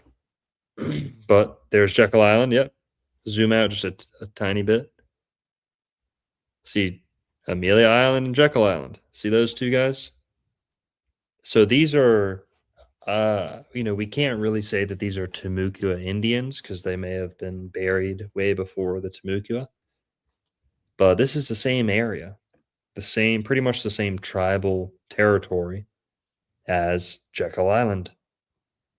So those Indians, some of them who were doing the child sacrifice and all this stuff, had elongated skulls, and that ought to be terrifying. So now in the top right here, I believe that's near the St. Johns River, which is also up there near Jacksonville. If you search Florida elongated skull, the picture in the top right here is the one you're most likely to see. This is the most publicized elongated skull from Florida in the top right. In the top left, this was from I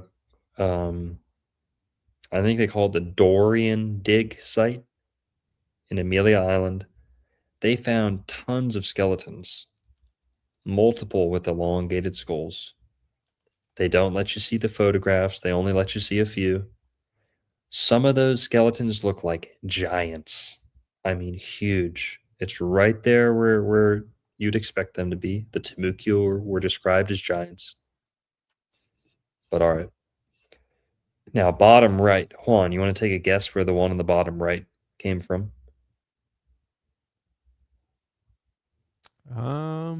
In Florida, Yeah. Appalachia, Cola. No. No. A thrift store. Some lady, I don't know if it's a thrift shop, some little shop, Mm-hmm. was selling a real human skull alongside like fake stuff. Is that legal? No. I don't think she got in trouble for it, but she didn't know. And someone who recognized it as a real human skull, I think they called the police and came and said, "Yeah, this is a real skull. How did you get this?" And it may not look elongated in that picture, but it is a slightly elongated skull that made its way into a Florida, I think a thrift store. Search that up, yeah. Florida skull found in store. There was a kind of a media So there was one buzz from around that. May 16, 2026, actually, very in Brooksville. Wait, that recently? May 16, 2026 was the most recent. So thrift store employees find a real human skull mixed in with donations. Whoa, that's very recent. Yeah. So let's see. Yeah. Published June 10, 2026. Thrift store employees found a real human skull mixed with donations. This was in Brooksville. So the remains appear to date back to World War II era. Hernando County Sheriff's Office said authorities suspect the skull was mistaken for a prop and now looking for the person who donated it. Yikes. Yeah. Yeah, in Brooksville. Jericho Ministries thrift. It was a church thrift and they friggin' donated it. But then I looked up here other ones and there was one here. It's the same one. Yeah.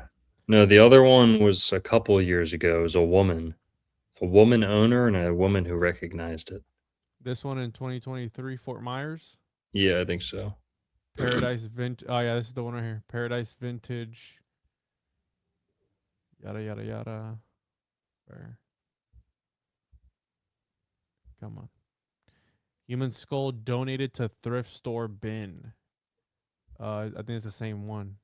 Yeah, No, Jericho here, just search Florida skull thrift store woman. I saw the picture came up. Look at this one right here. Anthropologist finds human skull in Florida thrift Halloween section. Yeah. So. What was this one? 2023? Yeah, 2023. Nice. So right here, they're taking pictures of it. Damn, they're playing the sound bath.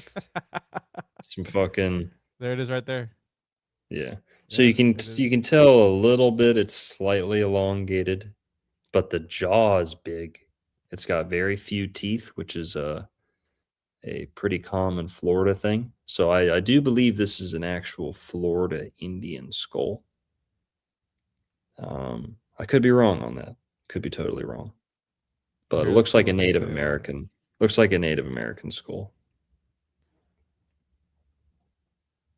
Authorities said this case is not suspicious in nature, and that's it. Mm-hmm.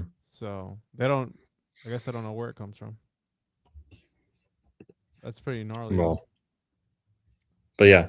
Now something else happened like that. That was pretty crazy. There's been another. How far are you from Winter Garden? Not far. What, like 40 minutes? Yeah, give or take. So it is 43 minutes. Yeah, I'm 33 miles away, dude. Hit the button, bro. Hold on. Here we go. Illuminati confirmed. Hell yeah. So yeah. So top one on the left found near Amelia Island, up near Jekyll Island. The one on the top right was found near the St. Johns River, which is also up there near Jekyll Island, or near Jacksonville. But skulls like this are found in the Panhandle as well. And you're going to see here we've got a pretty interesting quote from the Smithsonian anthropologist.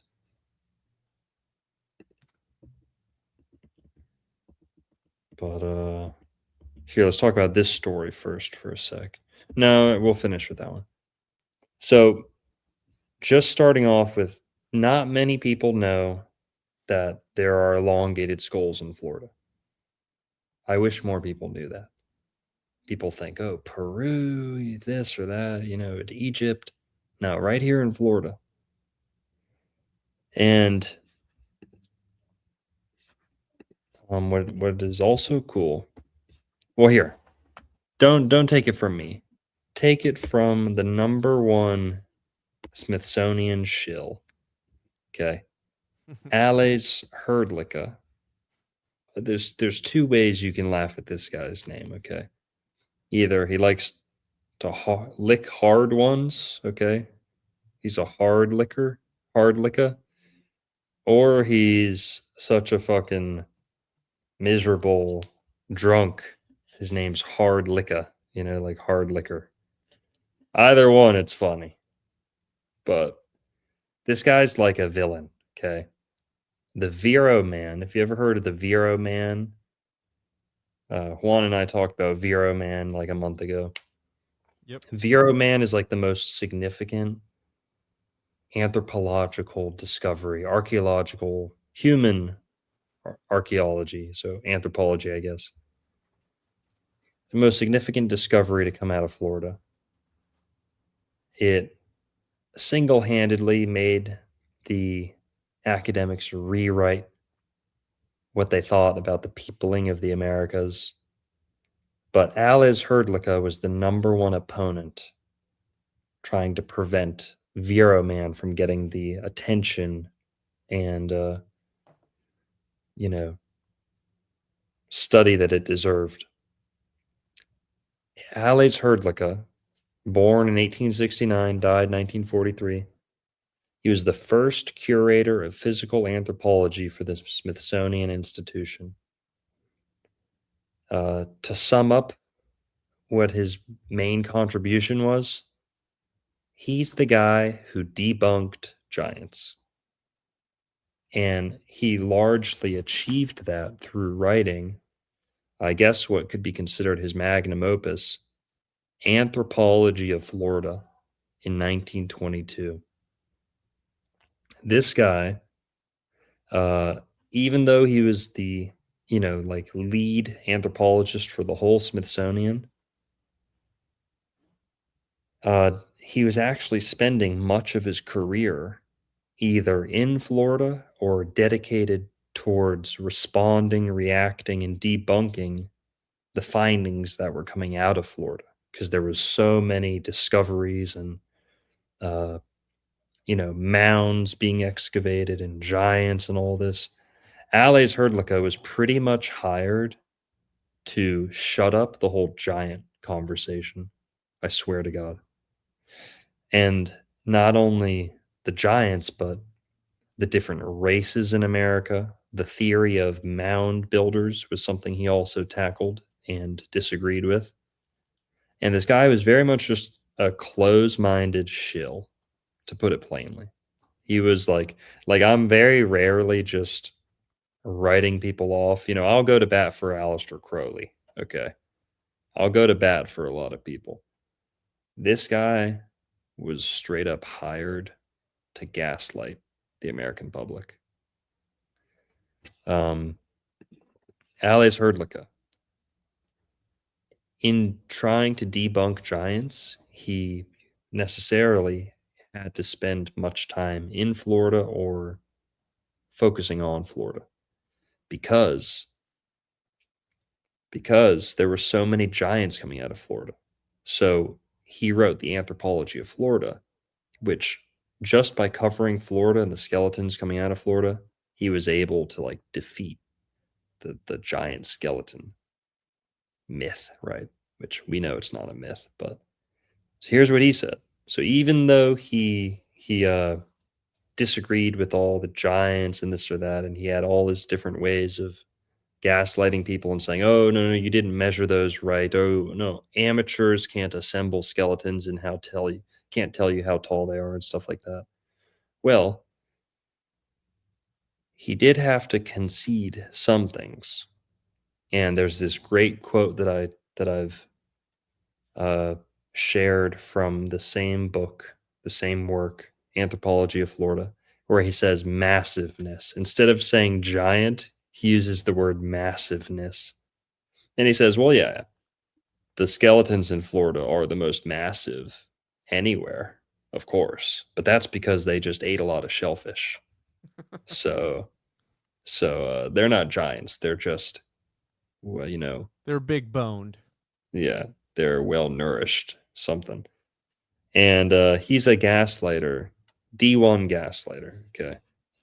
Well, he also had something to say about the skulls, because when they're sending you skeleton after skeleton from Florida, and they're all super tall and they all have elongated skulls, at some point you have to kind of address the reality, right? And say, yeah, they do have elongated skulls. Yes, they are extra big, but here's why. So here's a little quote from that book. Deformation. The majority of Floridian skulls show artificial molding. There is but one type of this, the fronto-occipital flattening, but in instances, the frontal parts have been so little affected that the occipital compression alone is perceptible. End quote. So you heard it right from the horse's mouth. Now, this is 1922. They hadn't dug up every skeleton in Florida yet, and they never will. But from everything he had seen, he said the majority of old buried skeletons in Florida had cranial deformation or elongated skulls. So molding means shaping. Flattening would be a type of molding. So that's pretty crazy.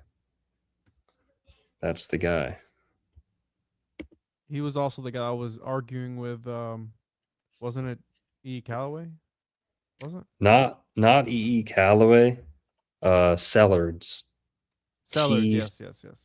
Something Sellards. The guy who was the state geologist of Florida for a long time.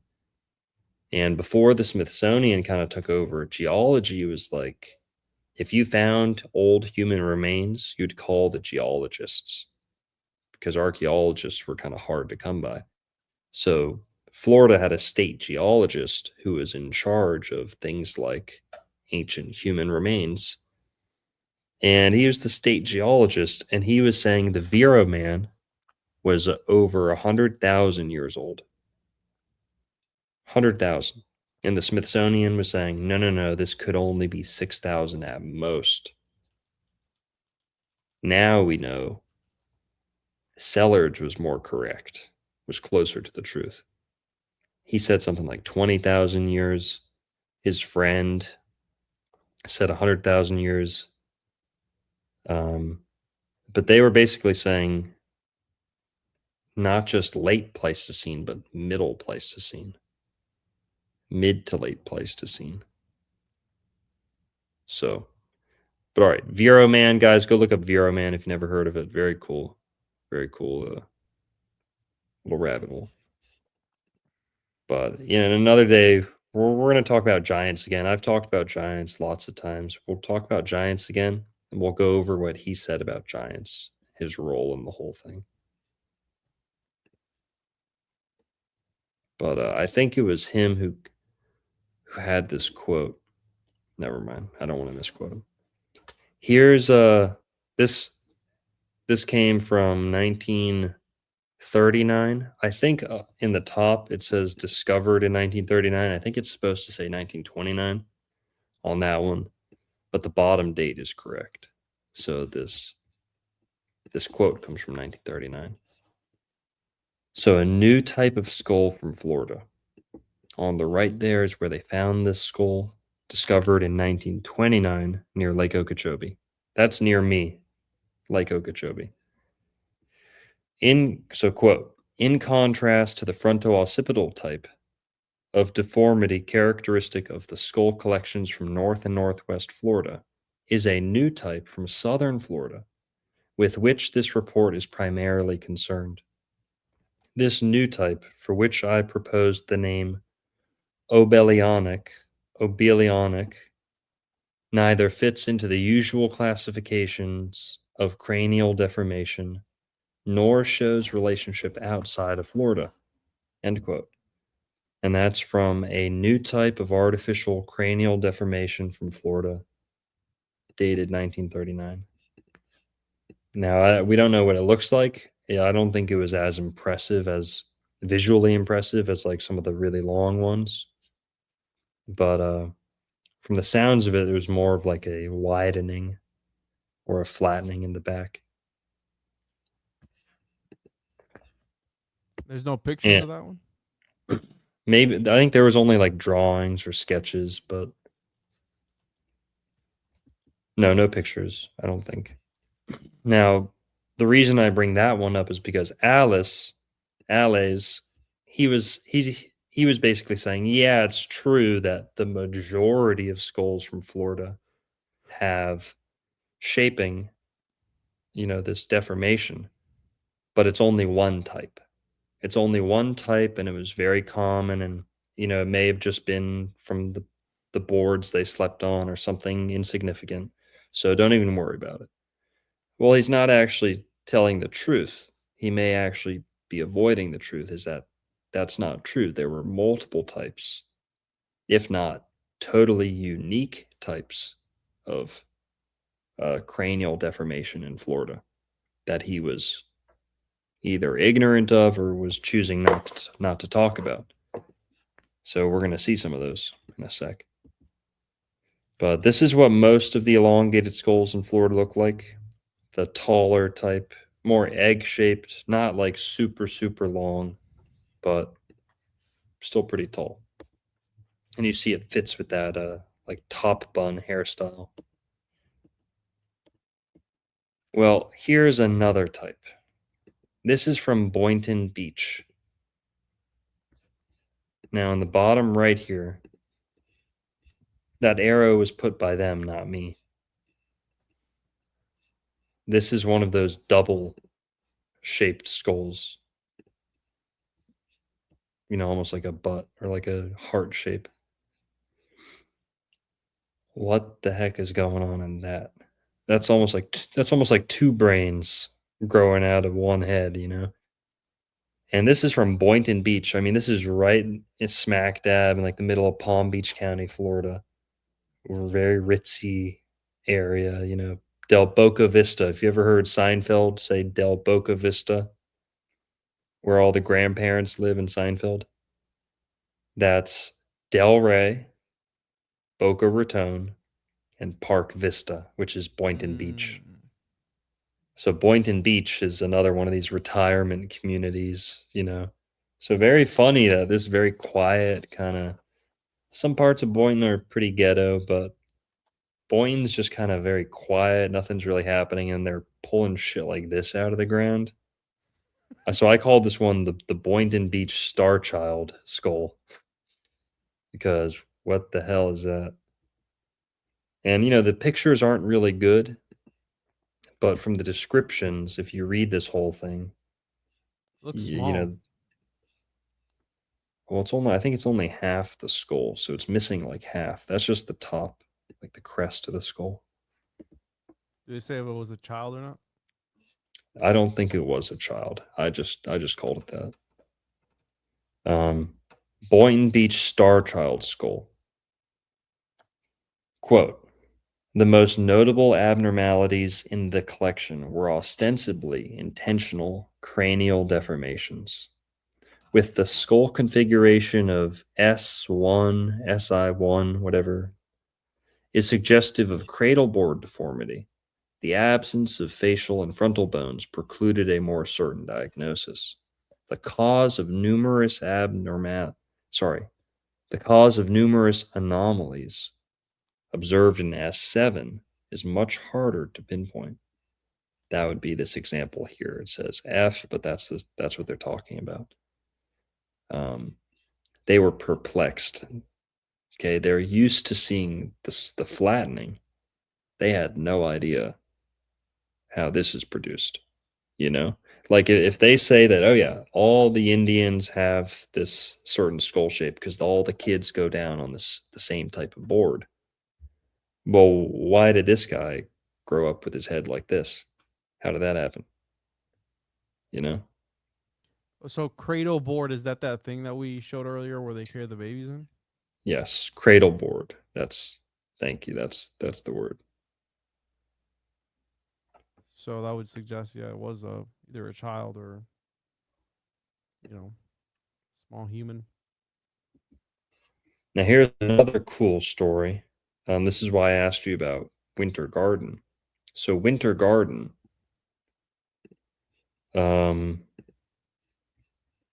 these skulls were found in a backyard in Winter Garden in 2012, just like those other skulls, you know, marking the end of the world or something. I don't know.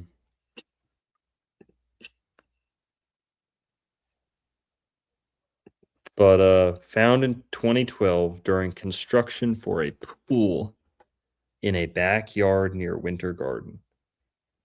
3 skulls discovered. At least one was elongated. So there you can see it's broken off. You know, it's always a shame when the face gets broken off because you can't really tell what you're looking at. But that's a huge skull, super long. In another picture, you can see.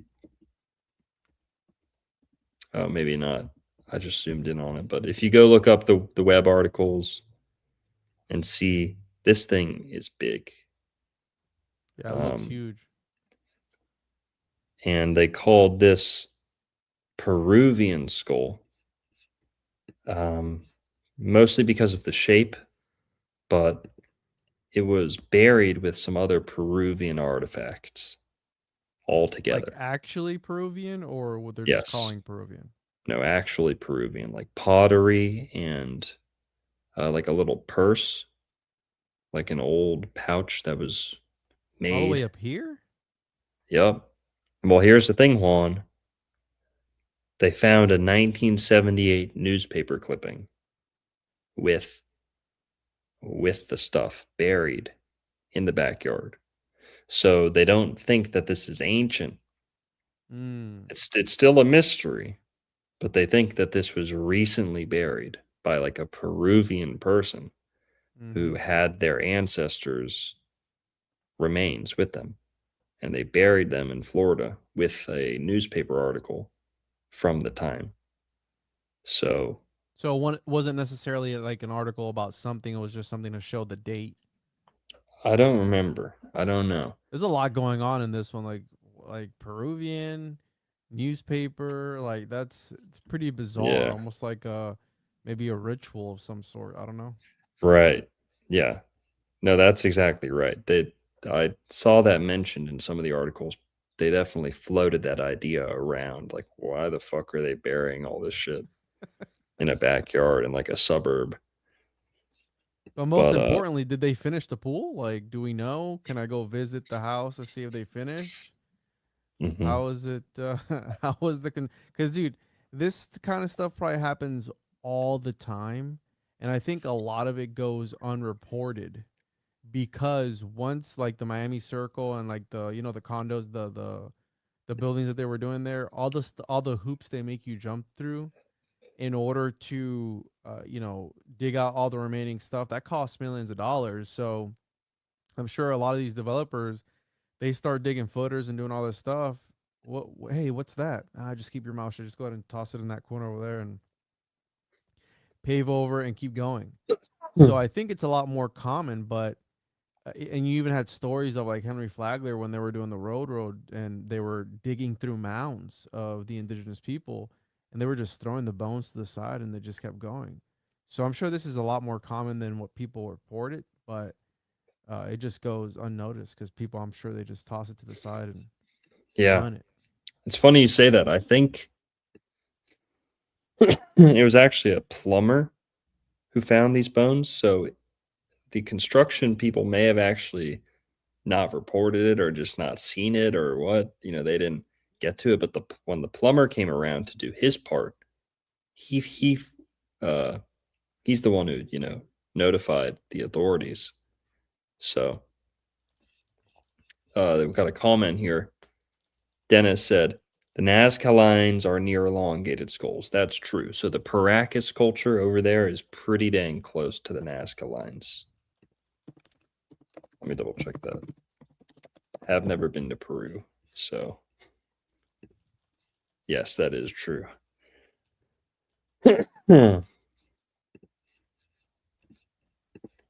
So this is the backyard where they were building the pool and they found those skulls. So scientists suggested they could have been brought back into the US by tourists as souvenirs. Then why bury them in your backyard? How did that get through Like customs? loose. I mean, do they just let people come in with human remains? Like, hey, what Yeah. a cool skull, dude. See you later. Like, it's pretty weird. There's something going on there. This this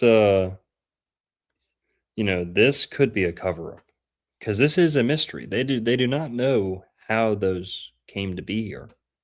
The newspaper article is what makes them pretty certain that it's not an ancient visitation or an ancient, thing. Mm-hmm. But who knows, Who knows how they ended up in that backyard? Here's another picture of the same backyard. Plumber who was working on a pool in Winter Garden came across the skulls while digging in January. Phew. Yup. It's a mystery. That guy was like, I watched the Old World Florida channel. I know exactly what this is. I'm going to report it to the authorities. And then he called the cops. Plumbers are my people. Hey, shout out to Shout out to my plumbers, Kelly, for watching. What's up, dude? You know that 101 with 200 gems. Guys, what are the gems? Shekels, bro. My landlord doesn't take gems. Okay. Like, come on. No, we're just kidding. We appreciate it. I don't know what gems are though. I don't know. What are So gems? if you're looking to support us, gems might not be the move. User Mel, Mel, $20 says $20 make Chindo holler. That's funny. Quan still doesn't know what a Chindo is. Nope. Sounds perverted though. I'll take your Yeah. word for it. Yeah, it is. Search Workaholics Chindo. I never watched that show, so It's too cerebral for you. yeah. I watched The Office. Too That was. sophisticated. Oh, okay. I see what it. I see what it is. Yeah. All right. That's pretty. That's an interesting piece of technology right there. Thanks, user. So, J Sup. Is this John Sup? You have to change your nickname. You change your name or something? You get banned from the chat. J Sup with an 99 cents. Appreciate that. You know that with 30 gems says clutch. You know that with 200 more gems says flow state. Joe the Toe with 15 bucks says, yeah, dude. Toe Rogan.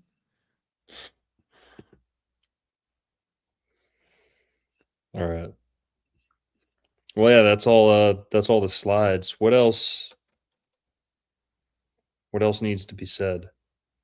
I think you got it. I don't think we got into the ancient brain surgery Oh shit, yeah. where they I used to know. do, which is pretty gnarly. They used to essentially drill holes in the side of people's heads, and a lot Mhm. of them would live. Right? It was a Mhm. form of surgery. I can imagine it wasn't pleasant whatsoever, but Yeah. And it you know what's worked. great? You know what's crazy is Ignatius Donnelly, who was I forget what he was. He was like a senator or a politician or Sounds familiar. congressman. He was an Atlantis researcher who made this book on Atlantis. I forget what the title is. Fuck. We have it in Yeah, the that bookstore. name It's over sounds there. familiar. Ignatius Donnelly. Atlantis, the Lost Empire, or something like that. Mm-hmm. But Ignatius Donnelly, he was like the authority on Atlantis for like a little while. He was like the number one guy with the most cutting edge theories, and he kind of tackled. I forget if he was before Mormonism or after, but he had almost like some proto Mormon beliefs where he said like the mound builders were descended from the Atlanteans, and he could prove it with the elongated skulls and the brain surgery and like certain things. So he talked about elongated skulls. He kind of brought archaeology into the mix. He was one of the first guys to do that with Atlantis. And he was connecting the Native Americans and different like art and motifs in Mesoamerica with Asia and Ignatius. Yeah, Ignatius Donnelly, pretty cool book. It's kind of like all over the place, and he's kind of just like cataloging all these cool things. The book's almost like the equivalent of like a modern day Tartaria YouTube channel where there's like Mm. all these things getting labeled as Tartaria. Very retarded. Yes, yes. Very How retarded. much of it is actually Tartaria? Like very little, but there is something to all the connections, and there is a kernel of truth to all the parallels. But I think a lot of the book's kind of very much like drunk on all the connections. He'll take and I'm guilty of stretching and connecting things that don't deserve to be connected myself, but I'd say that's like the main turnoff for me with the book is that it's kind of really all over the place. Um, but it's a good book. We sell it. Ignatius Donnelly's. Someone write the title in here. What's the Would you say title it of was What's the title of Ignatius Donnelly's Atlantis book, guys? Come on, I have the Atlantis, smartest. the antediluvian world? Ignatius Yes. uh, Yep. Loyola Donnelly, Yep. 1882. 1882. Okay, so he's post Mormon Yeah, after the pseudo Mormons. archaeological book published in 1882. Minnesota populist politician. Mm-hmm. But he's got some cool theories, and I think he definitely talks about the elongated skulls a little bit, and I think he talks about the trepanation, the trepanning, how they cut holes in the head and stuff. But what's crazy is, have you ever heard of this? There's like this. Oh man, where does it come from? It's like Rudolf Steiner or someone said, when you become enlightened, you get like a soft spot on the top of the head. Yeah, I did. I had done a presentation on the homunculus manga, and they talk about trepanation on there, where the main character, he actually drills a hole in the middle of his head, and when he covers one eye, he's able to see. The homunculus in that particular book are like little demons and things that attach to people and all their insecurities and everything. So he Mhm. drills a hole into his head here, and then when he covers one eye, he's able to see everyone's imperfections by what's attached to them. Ooh, So it's almost like a way of seeing into the spirit realm, if you will, where you're opening up that third eye and leaving room there, and it gives you essentially superpowers. So I could see that being also like a sort of belief these people would have had back then, like, hey, if you give your brain a room to breathe, you're gonna gain these special powers, right? Maybe that was part of it as well, but I can't even imagine doing that. There are a bunch of studies on trepanation. There have been modern day people who have done it intentionally to themselves. Let me find the guy's name. Trepanation. So there was a guy who. it's almost like a lobotomy a little bit, and also like in Fight Club when he's suffering from mental illness, he's like Mm-hmm. schizophrenic, and then he sticks the gun in his mouth, pulls the trigger, but it only kills like the bad half of him. You Mm-hmm. know, like Trying to find the guy who did it recently, like in this, I think it was in the 70s.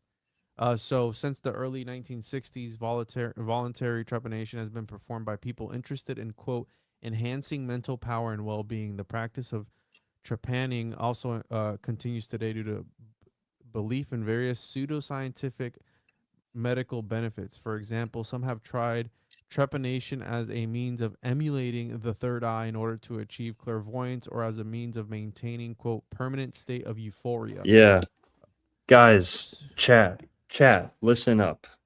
Okay, I've got the smartest chat on YouTube here. Okay, I know that for a fact. One of you is going to know the answer.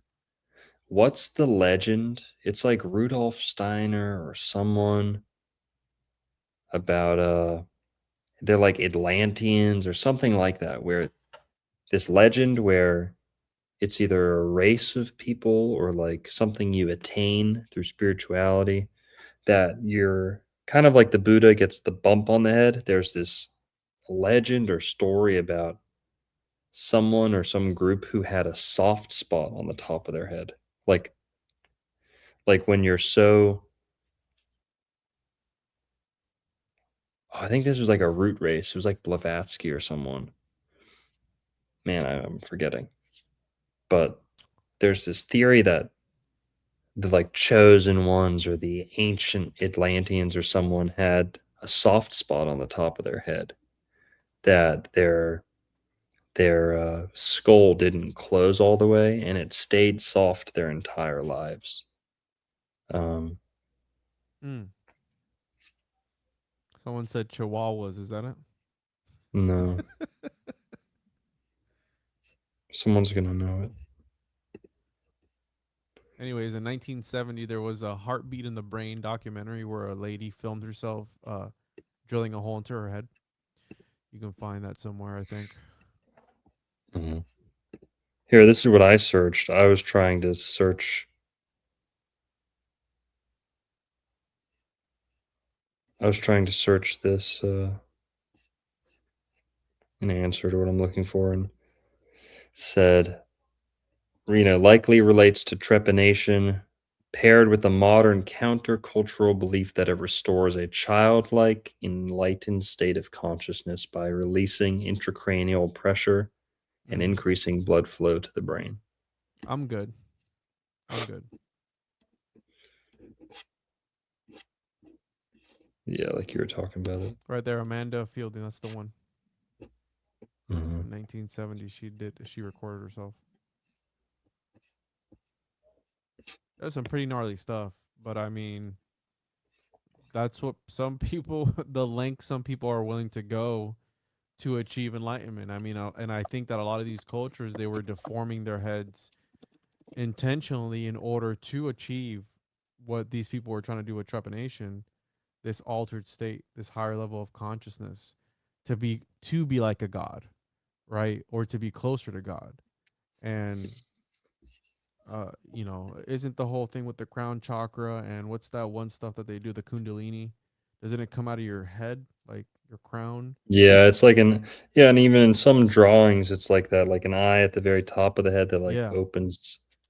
But here, thank you, Old World McMac, legend, long time supporter here. Shout out. Old World McMac, always coming in with the killer info.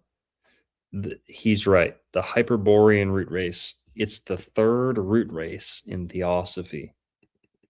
So it's from Blavatsky, I believe. Soft skull. So I guess it's the Lemurian. The Lemurian. Lemurian root race.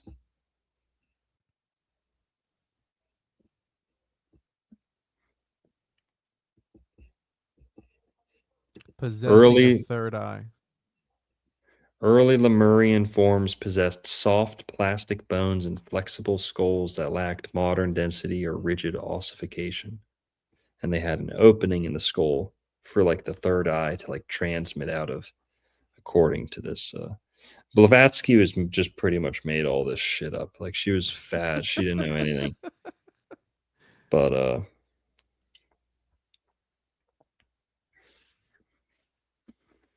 same with Steiner. Like I love Rudolf Steiner.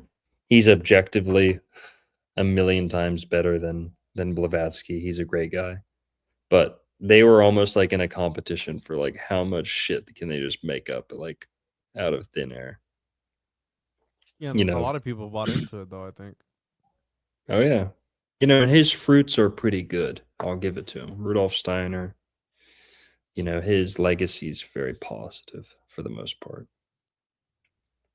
But well, all right, man. I think that's everything to talk about. You're right. We didn't get to talk about the skull surgery in Florida or the other teeth, They but changed the title, bro. yeah, we had more. Well, we had more to talk about than we thought, which is good. But 350 people in the chat. Appreciate you guys tuning in. And you know, call up your shoddy, see if she in the mood for some elongated head. You know what I'm saying? What are we gonna talk about next week? Giants this time or what? I was thinking we could do red hair. Like Red hair? all about red hair. Cause that kind of piggybacks off this topic a little bit. Yeah, let's do that. Might as well talk about might as well talk about Nephilim. Have you talked about it already, right? Nephilim? Yeah, you know, it comes up all the time. But yeah, we'll figure it out. Cool. All right, man. Guys, go subscribe to Juan on Juan on YouTube if you aren't already. And I'll be on Mystery Boys this week, so keep an eye out for that. It should be out Thursday, I think, or something. Oh yeah, what have you been up to? Is that what you were telling me about? Is that the name they use? Yeah, so it's Duncan Trussell and Kurt Metzger. They have a podcast on the YMH Studios, and Kurt, I guess, has been talking a lot about homunculus, and of course, being the only living homunculologist in existence at the Florida Department of Magic. I went on there and I broke it down for a little bit for them. So I was supposed to go on for 30 minutes, I think, and I ended up doing like an hour and a half. So, Hell yeah. it got pretty wild. So That's looking good. forward to that coming out, and yeah, that'll be out this week, I believe. That's awesome, man. Pumped for you. Can't wait to listen. Yeah. Yeah, you got a shout out. The channel got a shout out. So hopefully some people tune in next Thursday. Sweet. All right, guys. Thanks everyone for tuning in. We already used the music, so we're just gonna cut it. But see ya Saturday night. I'm gonna be going live with Merlin, I think. We should be. To kick off Leo season. We just entered Leo. Go check out my new videos. Make sure Super you're good. tuned. Make sure you're tuning into the video section too, not just the live section. Over in the video section, got 2 new videos on the Jewish Pirates of the Caribbean, and more to come. There's going to be like 11 parts to that, dropping every week. So we got 10 weeks of Jewish pirates going on. But yeah. So Saturday, me and we're doing a casting couch astrology show. And then Thursday, we'll be back here with Juan. Yeah. All right. Good night. Peace. Good night, guys. Have a good week or weekend. Bye.